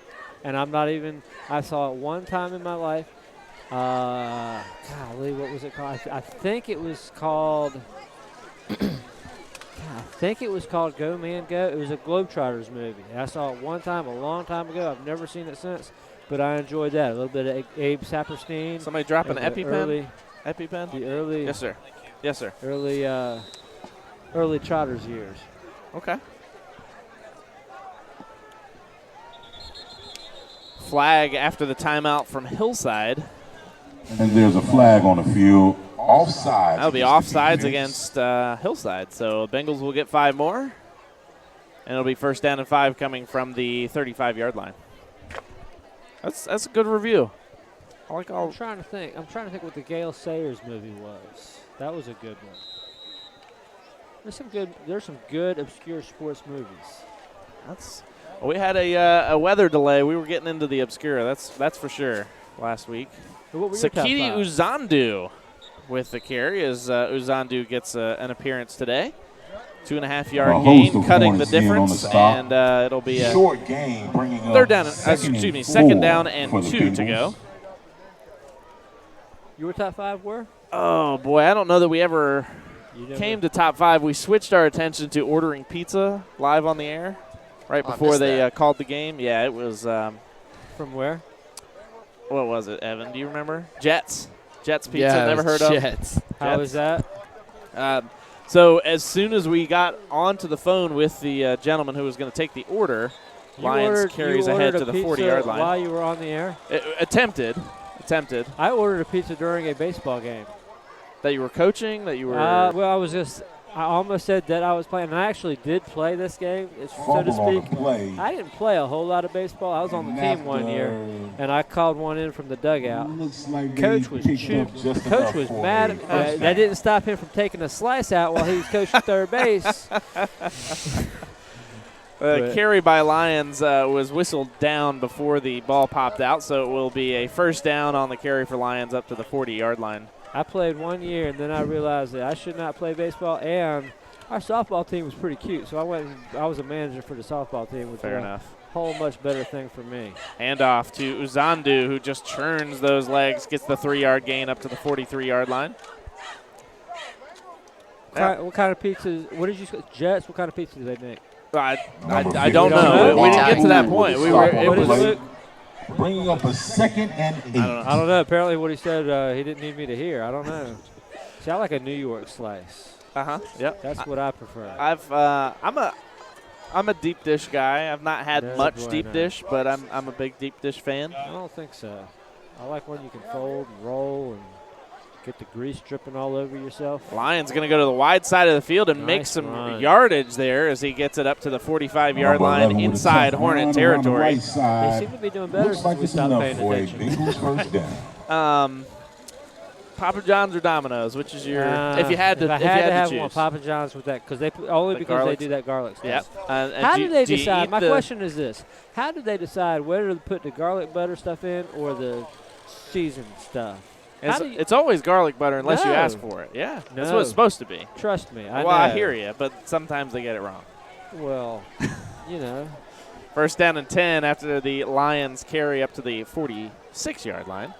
Zandu will get the call again, and he'll gain 2, let's say 3, up to the 43-yard line. 41, Jordan Lee with the stop on the play. I'm a Papa John's guy. I haven't had Bring up a Domino's in 2nd and a 8. little while. I appreciated them more when they added the seasoning on the crust. But Domino's that is. I'm sorry? Domino's? Yes. Along with number 8. But Sean Barrington. Domino's does not reheat well. You got to eat it that night. You Why got to would take you be the reheating pizza? Fair enough. I got you. I'm a pizza reheater. I don't have to eat the cold pizza. Probably use a knife and a fork too. Don't I do not. It looks like there's some handling issues between center and quarterback right now. I've seen it a couple times. Not sure what's going on fumbled there. a snap earlier this drive. Yeah. The host of Hornets in for the stop. Nice carry again by Lions as he carries it up to the 36, 37. It'll be 3rd down and 2 coming now as the line to gain is really just short of the 35. So it's not a full 2 yards here. I think I'm in the Domino's camp, but I'm not really resolute on that. Gotcha. Sub sandwiches. We're This is a big fortunate third in down. Fayetteville. Make We some have a noise place for this called Hornets Baldino's. defense. Okay. Baldino's is excellent. And Luke, you're going to need to check comments. I'm sure we're getting all kinds of comments on this topic. Oh, here we go. Uzandu breaking away as he gets it down to the 15-yard line. Then coach started looking again, and the tackle came on. Underutilized. I'm going to say. A touchdown saving stop. Uzandu. Underutilized. We'll just go with that. There were comments about that last year. He had to come in for some injuries and came in and did great stuff, and then we didn't see him again when those injuries came back, and I'm afraid we're going to see that again this year. Uzandu. And I hate to break it to you, but unfortunately the pizza discussion in the comments is sorely lacking. Oh, yeah? Is there anybody actually even watching? Yeah, absolutely. 95. It's How increased. many people do you have in your family, Ram? I've only got 7 computers running at home. I mean, come on. That's not true. They're all here running the broadcast. So you're a local guy for your sub sandwiches. I hate Subway. Me too. You're not eating fresh air. Blimpies. And I'll tell you Blimpies. what. There's a Blimpies yeah. in the Walmart at Fuquay. At least there used to be. Now it's gone. Is it really? Pretty sure it's gone, isn't it? Now it's a Subway. Yeah, they do have a Subway. The Blimpies, they're none in the region anymore. They're gone. They're out in the Midwest, I think, or something. We had them in Florida. That's right. They're down that way. That's at Publix. That was my first job. Was at Publix. You know what Publix is? It's where shopping is a pleasure. I hate that slogan. Hate it. My least favorite. Didn't If my wife is watching right now, then I'm sure she's rolling laughing. But that is my least favorite slogan. I don't think I've ever had a Oh, sub we got I a didn't little. like. Oh, we had some neutral zone infraction on the defense that went uncalled. That'll be a handoff to Lyons, And the who carries it defensive ahead line up to the plugs that 12-yard hole. line. It would have been nice to have a 1st and 5. It looks like it's second and 6 for Second down, and Fuquay-Varina. we'll go with 7. 6:38 left to go. On the gain of 3. I'm a Jersey Mike's guy. Jersey Mike's, I appreciate the Firehouse as well, especially for a warm sub. But Jersey Mike's for the cold stuff, Jimmy for sure. John's isn't bad. You know what Jimmy John's you know what good. Jimmy John's is? Freaky fast. Freaky fast. Freaky fast. My daughter worked in Boone. Did she? I Yes. love that Jimmy And a John's. swarm of Hornets I in didn't on like the stop. it. Didn't like it. Did you hear that? For a What's short loss. Swarm bringing of up Hornets. 3rd You and got it. long for I gave that to Fuquay-Varina. you. That's credit I there. gave that to you. Credit to the coach. Because she got off at 4 o'clock in the morning. I don't need my daughter getting off at 4 o'clock. But do you know what was right behind that Jimmy John's? Some kind of nocturnal chocolate chip cookie place. Insomnia cookies. That would be the one. Why you need a chocolate chip cookie at 3 o'clock in the morning? I don't know, but they deliver it hot. Nobody needs They that. deliver it hot, man, every time. Tasty. That's 3rd down and 8 Not coming. what I heard. You know who that's for. Who? What for? Who those cookies at 3 o'clock in the morning is for.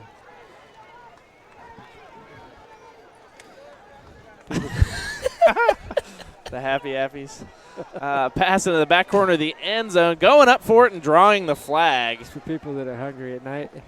Good job by Dylan but Smith. There is a flag As on the field. the pass interference will be called against Hillside, and Fuquay-Varina is going to get some good yardage here. And I believe a 1st down. Or is this a 5-yard penalty? We were talking last week, Neil and I would were. hope. I'm sorry? I would hope. Is what? It would have seemed odd if you had not been talking. Neil and I were talking last week about the differences in the penalties and all the different levels and just how hard it is to keep them all straight.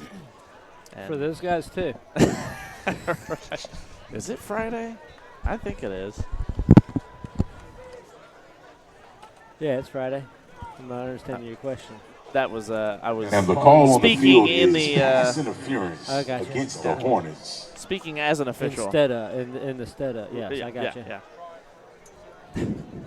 Somewhere you had a point and I interrupted it. and we got I'm off pretty track. sure I finished it, and you just weren't listening to me finish it. Which will set up 3rd and short for the Bengals. Oh, I didn't man. think you could do stunts on a longboard, and I was right.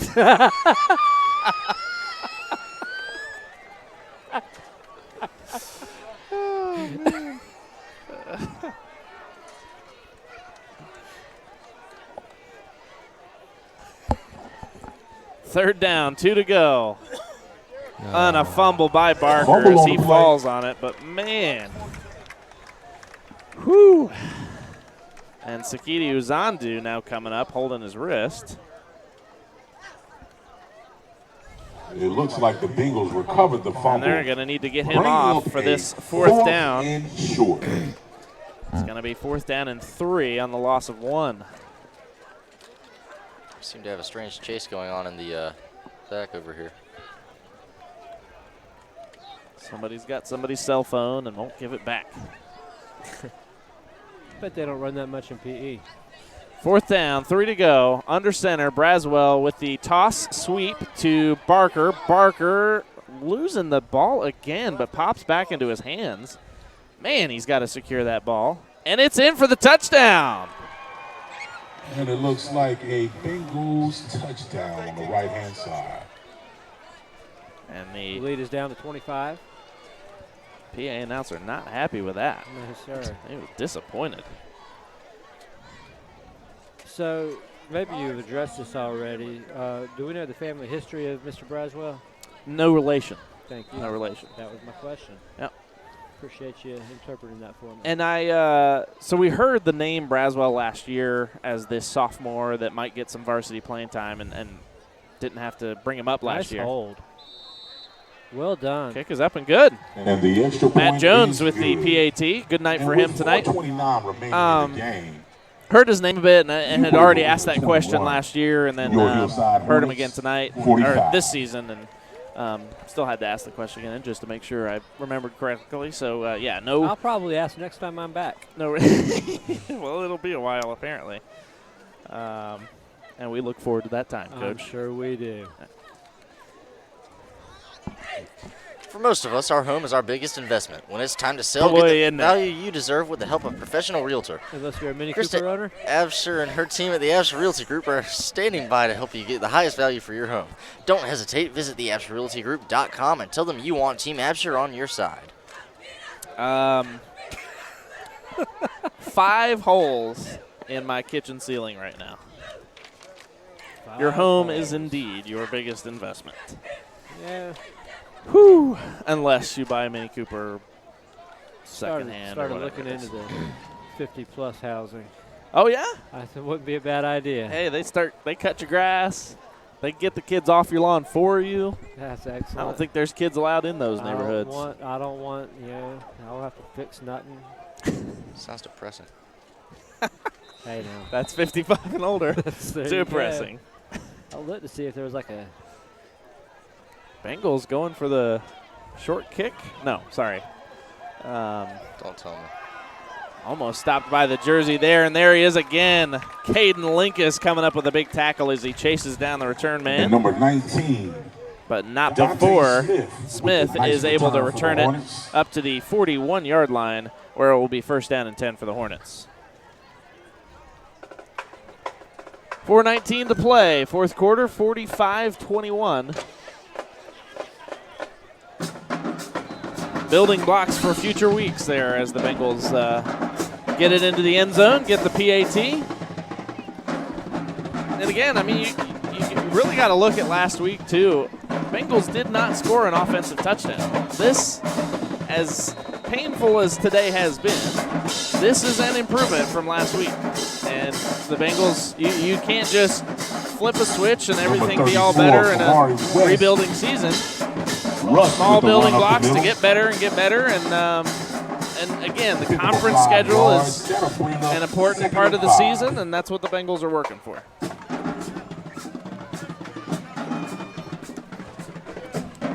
Next week, the Bengals will be at home to begin a 3-game homestand, Leesville Road. I will not be on that broadcast, actually. Coach Cole will not be either. I really hated that, too. I wanted to be in the new facility. Yeah, me too. Temporary new facility. That's right. A rental. If you will. Handoff goes up the middle and got slowed down there and then finally stopped as Kamari Russell carries ahead for a couple. Third down and 3 to go. Adam Moore is going to be joining us on the air next week, filling in for us. And appreciate that fill in. Sounds like a good broadcaster name. Oh, yeah. Yeah. He's got some chops. Does he? Yep. NC State grad.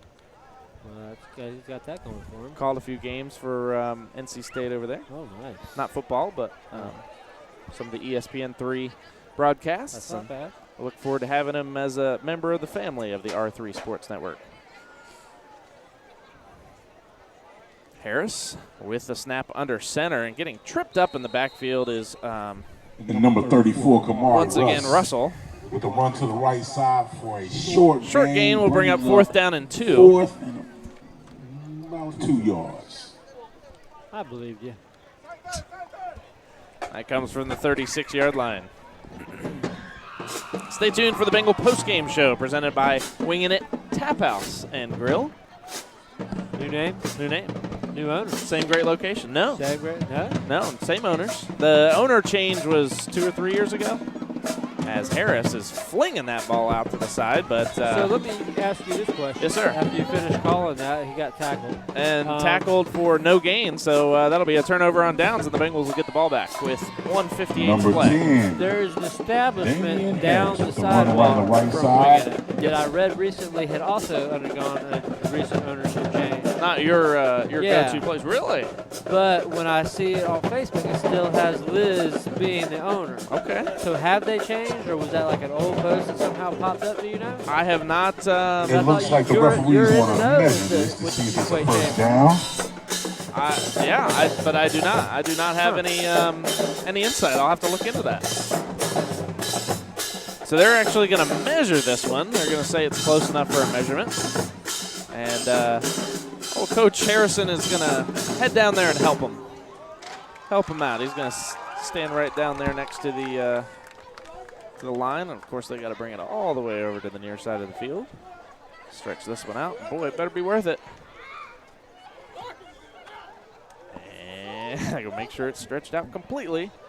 And it's enough for a first down. So the Hornets will hold on to it. That'll be enough to hold onto it for the rest of this contest. And in the hands of the Hornets. As this was a strong win for the Hornets. And again, building blocks for the Bengals. Coach. As it has gone from what we saw last week. Again, no offense for Fuquay last week. 3 touchdowns by the offense this week.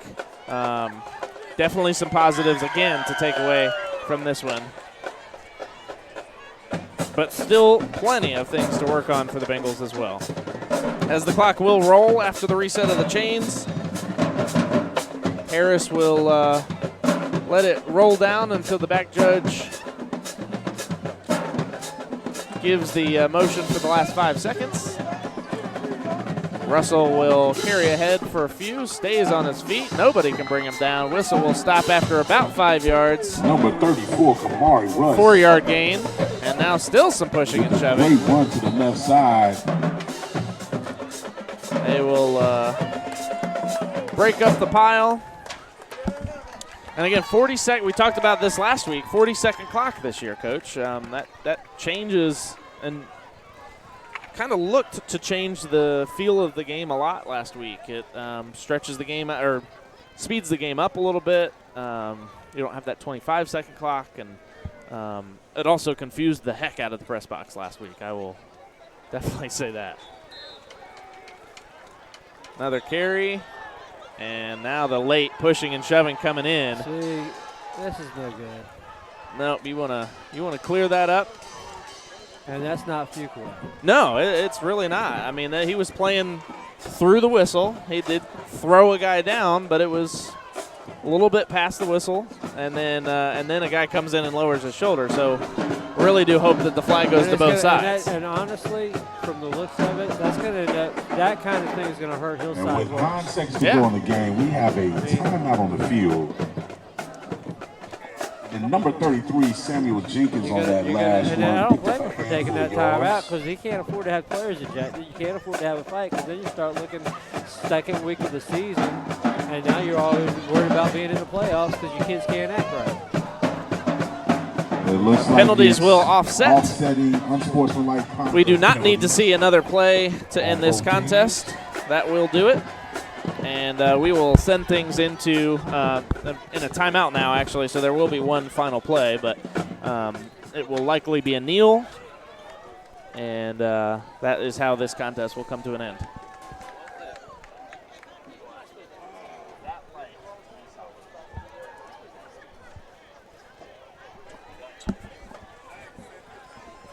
What positives do you work on? Take away from. Stay tuned for, again, the Bengal postgame show presented by Wingin' It Tap House and Grill. We will have final analysis of this contest and bring you some final scores, too. Evan will have those. We'll have your plays and players of the game and send this one home as the Bengals will head home. Again, 3-game homestand at the rental facility that they are in, Willow Spring High School. And we look forward to being home next week. I hope I can see the first part of the game maybe in the airport. In Denver as we're heading home. Red-eye flight back from Denver next week. You mentioned the rental school. We haven't even managed to make it 1 week without a false fire alarm going off. So really? Got a lot of fire alarms, huh? Great. Yeah. Yeah, boy, that is certainly an issue I've seen in a lot of new construction. Man, you all will be ready if there's a real one. How about that? And that will do it for tonight's contest. That will end it. And a great start to the season for your Hillside Hornets. Again, Hillside now 1-0. They are in the middle of a game against Fuquay-Varina is 21. Northern Durham that was postponed last week, and they will play that home on September 20th to conclude that contest. So Bengals fall to 0-2 for the first time in many years, really. And we will head into the Bengal postgame show presented by Winging It Tap House and Grill on the other side of this timeout on the Bengal R3 Sports Network. Your home is where you lay your head at night. It's where your children learn to walk, where they get their acceptance letter for college. You want someone to help you who has ethics and integrity, and who will go the extra mile to make sure you get everything you desire in your new home. Krista Absher and her team at the Absher Realty Group will help you find your perfect home. Don't hesitate to call her today at 919-753-6518 and visit theabsherrealtygroup.com. Protecting your family, your home, your car is extremely important. One company that's been doing just that in Fuquay-Varina since 1956 is Dickens Insurance Agency. Their agents are tried and tested and are able to handle any questions you may have regarding your insurance needs. And if you combine your personal auto, homeowners, and life insurance, let the savings start rolling in. Visit Dickens Insurance Agency at 402 Wake Chapel Road or online at dickensinsurance.com. Mike from Cary says on Yelp that Wingin' It Tap House and Grill is great as always, service is fast and prompt. I really like how the place is after the remodel. Camilla says, I had the wasabi salad and it was surprisingly excellent for a wing place. 5 stars for both food and service. We'll be back. In the 5 Point Center next to Sheetz on the east side of Fuquay-Varina, search Wingin' It Tap House and Grill on Facebook for a menu and directions. Welcome into the Bengal postgame show, presented by Wingin' It Tap House and Grill. Let's wrap up tonight's contest with final stats and analysis. Let's head back inside the broadcast booth. Alongside the coach, Jim Cole, here's Rand Northam.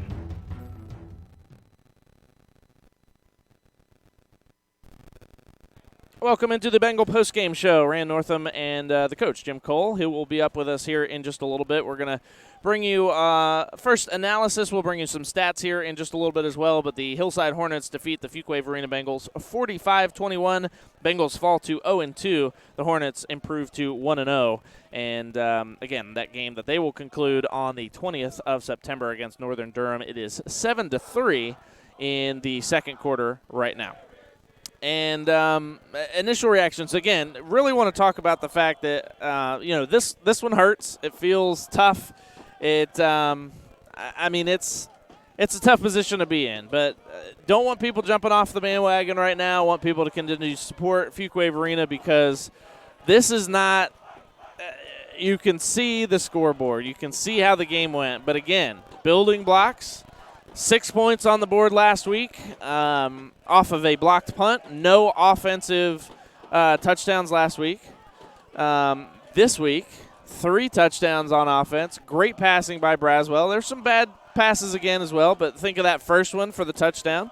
Some other good completions. Fewer turnovers. We would have liked to see that back down at 0, but fewer turnovers. And the Bengals did some good work. Great defensive plays. Again, Hillside, very, very talented. Some very strong players, and we're going to see them do some good things this year. So congratulations to them. That's the initial reactions. And let's see. We'll get you post-game stats here in just a little bit as our producer is working on that, Luke Anderson. We'll get you those after another timeout. But right now we're going to take a timeout and come back after this. Where patrons of Wingin' It have taken to Yelp and given the Tap House and Grill 4 stars. TripAdvisor has Wingin' It at 4.5 stars. But don't just take their word for it. Stop by and check it out yourself. On Main Street in the 5 Point Center next to Sheetz, search Wingin' It Tap House and Grill on Facebook for a menu and directions. Back with more of the Bengal postgame show presented by Wingin' It Tap House and Grill on the other side of this timeout on the Bengal R3 Sports Network. Sitting at home watching the Bengals tonight? Why not join your fellow Bengal fans at Wingin' It Tap House and Grill? They'll have the game on each week while they bring you their signature bone-in or boneless wings with 21 choices of sauce. Or maybe you'd like to try their fish and chips. How about their beef sliders or their chicken sliders? You've got to try the grilled ribeye. Or try something from the sea with the grilled tilapia. Wingin' It Tap House and Grill, located in the 5 Point Center next to Sheetz. After more than 20 years in the corporate world, Pam Castles decided to step out on her own, establishing P. Castles Law, PLLC. She's available for commercial transactional, legal services, such as contracts for purchases and sales of goods and services, and non-disclosure and non-compete agreements, and transportation contracts. Contact Pam at 919-534-5735 or Pam at pcastleslaw.com. P. Castles Law, this year's sponsor of the Players of the Game. Creative Wiring Solutions has been a leader in home theater installation since 2002. They specialize in home integration, structured wiring of smart homes, house audio, noise control, security, monitoring, central vacuum systems, and so much more. From the Triangle to the coast, Creative Wiring Solutions proudly serves throughout all of North Carolina. They recognize the special care and attention to detail needed when designing your home entertainment. Expect the best. You know Window Effects for the smooth factory finish they do on your vehicle tinting. But did you know that same high-quality work can also benefit your home or business? Window tinting for your home or office will reduce heat, cut down on glare, and stop floors and furniture from fading, saving you money and protecting your assets. Don't know whether you need window tinting? Contact Window Effects today for a free estimate. Search for Window Effects on Facebook and tell them R3 Sports sent you.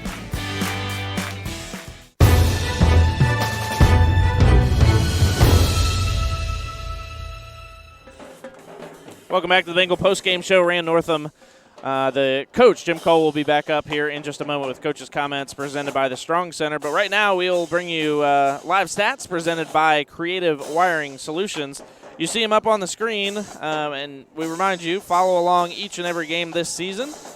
r3sports.org/Bengals. Follow the schedule and results page to the live stats. And Bengals tonight... 283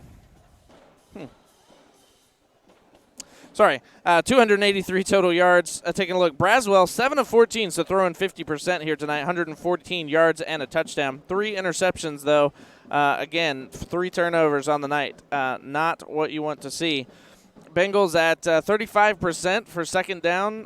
That's a number you want to see there, and going for it on fourth down, 1 for 3 as well. 393 total yards for the Hillside Hornets. 259 of those through the air.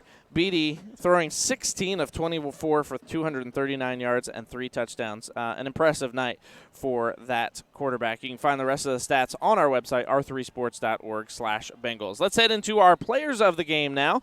On the defensive side, got to give it to Caden Linkus. We talked about his play, and in fact, I need to pull up the stats on him. And his total tackles here tonight. But a great night. He's got the energy. He's showing what he needs to show, and especially to bring up the energy of Fuquay-Varina. We want to see that defense continuing to roll that way. But a great job by him tonight. And we'll only see him continue to improve as the season goes on, and certainly looking forward to that. Offensive side of the ball, hadn't really put much thought to it. Lions had it last week. Lions again tonight. Yeah. But no, I can't disagree with going with Lions again. Let's look at his numbers real quick. 21 carries, 122 yards, going over the century mark, making a grab too for 14 yards through the air. I can't argue with that. I think that's really good. Absolutely. You're exactly right. So Matt Lyons, 2 for 2 on the season for Offensive Player of the Game. Our Players of the Game brought to you by P. Castles Law. We do appreciate that, and thank you for all your support throughout our seasons. P. Castles Law. And tonight's Players of the Game presented by P. Castles Law. Contact Pam, 919-534-5735, or Pam at pcastleslaw.com for your business contracting needs. Plays of the Game tonight brought to you by Window Effects. And really, I got to go back to the, the fourth down stop, I believe, in the first half where Linkus, our defensive player of the game, came through and made that big stop to get the turnover on down. So, that's certainly one of our plays of the game. Maybe that long pass for the touchdown too. I mean, that was pretty. Yeah, that's right. Yep, and it was Braswell's first pass, right? Yep. So, really, really good job by them. Congratulations on that. Plays of the game presented by Window Effects. Window tinting on your home or business can save you money down the road by cutting down on harmful solar rays that will fade your furniture and floors. Search for Window Effects on Facebook. We will come back with our final segment and our coaches' comments presented by the Strong Center for Excellence on the other side of this timeout. First, I want to remind you again, Creative Wiring Solutions, our live stat sponsor. In addition to offering custom design and personalized service, Creative Wiring Solutions offers a wide variety of products and services, including speakers, projector screens, flat screens, and so much more. They'll customize packages and accessories for your individual needs. Expect the best. Call Creative Wiring Solutions to start your install today, 919-557-6900, or visit creativewiring.com. Back with more on the Bengal R3 Sports Network. Now here we've got a spacious kitchen. Honey, this house is brand new beautiful. I appliances. think it's the one. It just came on the market. custom-made I'm glad Krista was able to get us in here quickly. Krista was right. With how quickly houses are selling, it's important to know the market and be prepared to act fast. With the Absher Realty Group, powered by Fathom Realty, we'll help you find your dream home. With Krista Absher, the important thing to remember is you come first. She works with honor and integrity, educating you every step of the home buying process. Visit theabsherrealtygroup.com today. Hey, have you finished writing that presentation? Nah, I'm just winging it. Hey, have you made our travel plans yet? I'm just winging it. Wilson, have you finished the big pitch for our client today? No, sir. I'm just winging it. Winging it has its place, and that's not when making important life decisions. It's at the 5 Point Center in Fuquay-Varina on Main Street, next to Sheets. Open 7 days a week for lunch and dinner. Search Winging It Tap House and Grill on Facebook. Creative Wiring Solutions has been a leader in home theater installation since 2002. They specialize in home integration, structured wiring of smart homes, house audio, noise control, security, monitoring, central vacuum systems, and so much more. From the Triangle to the coast, Creative Wiring Solutions proudly serves throughout all of North Carolina. They recognize the special care and attention to detail needed when designing your home entertainment. Expect the best.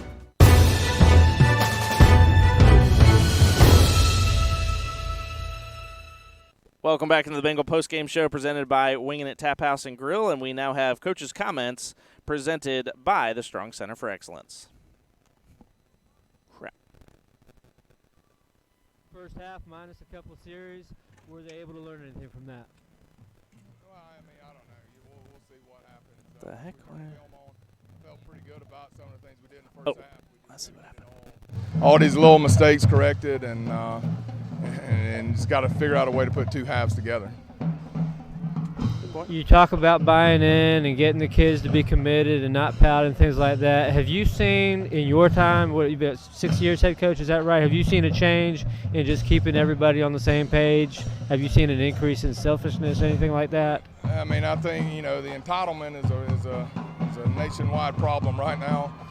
But, our kids, we talk about it all the time. We don't pout, all right? Somebody's there working to try to take your job. That's the way it is in the real world, too. If you pout, you're going to lose your job. And, we talk about it all the time, and I did see a little bit of pouting going on out here. Don't know if it was, I don't know. And but we'll get it figured out. And, we got a bunch of great kids, and we just got to figure out these pieces, and we'll make this thing work. We're going through a lot of changes right now. Like I've told them from day one, there's no excuse. It's not an excuse. We're not going to use it as an excuse, but, they just got to keep fighting, buying in, and, get this offense figured out a little better, some of the defensive things. And, we got a whole new school. We got all that change going on. So, we got a lot of work to do, but we can get there. Appreciate it, Coach. Good luck next week. Head coach of the Bengals, Jeb Hall, coach's comments presented by the Strong Center for Excellence. Thanks, Coach Cole, for those comments, getting down there and getting back up here again. This will wrap up our second broadcast of the season. Again, Adam Moore will take you through next week. Want to remind you the Strong Center for Excellence is a nonprofit organization providing team, group, and individual skills training and league play for basketball and football, serving ages 6 through 18 and ability ranges from beginner to those preparing for college recruitment. Contact the Strong Center for Excellence at info@thestrongcenter.org or visit thestrongcenter.org. Boys, the broadcast is in your hands next week. Luke Anderson, Evan Rogers, Adam Moore will have the call, and we'll try to get Neil Eichhorn on there as well. But Coach, glad to have you back this week, too. Appreciate it. See you in a few weeks. We'll see you in a couple months, maybe. Maybe sometime. When it gets cold out. We'll see what the weather's like. Bring your parka. 45-21 the final score. Bengals fall tonight and fall to 0-2 on the season. For all of us on the Bengal R3 Sports Network, we wish you a pleasant good evening, and we'll talk to you next week from Willow Spring High School, the home of Fuquay-Varina. Good night. This has been Fuquay-Varina High School football on the Bengal R3 Sports Network, presented by Krista Absher and the Absher Realty Group, online at theabsherrealtygroup.com. The play-by-play announcer of the Bengal R3 Sports Network is Rand Northam. Color analyst Jim Cole. The announcer is Ron Stutz. The statistician and host of Bengals at the Half is Evan Rogers. The producer is Luke Anderson. The videographer is Nate Perez. Bengals football is also brought to you by the Aviator Smokehouse at the corner of Broad and Stewart, and online at aviatorbrew.com/smokehouse. By Dickens Insurance Agency, proudly serving the Fuquay-Varina community since 1956. By Wingin' It Tap House and Grill, located in the 5 Point Center next to Sheets on the east side of Fuquay-Varina. By Window Effects, give your ride that touch that will make heads turn. By P. Castle's Law, this year's sponsor of the Players of the Game. By the Strong Center for Excellence, empowering youth on and off the court and field. And by Creative Wiring Solutions, the area's leader in custom home entertainment. Any duplication or rebroadcast of this transmission without written consent from R3 Productions is strictly prohibited. The views and opinions expressed in this broadcast are those of the commentators and do not necessarily represent or reflect the official policy or position of R3 Productions. This has been a presentation of R3 Productions.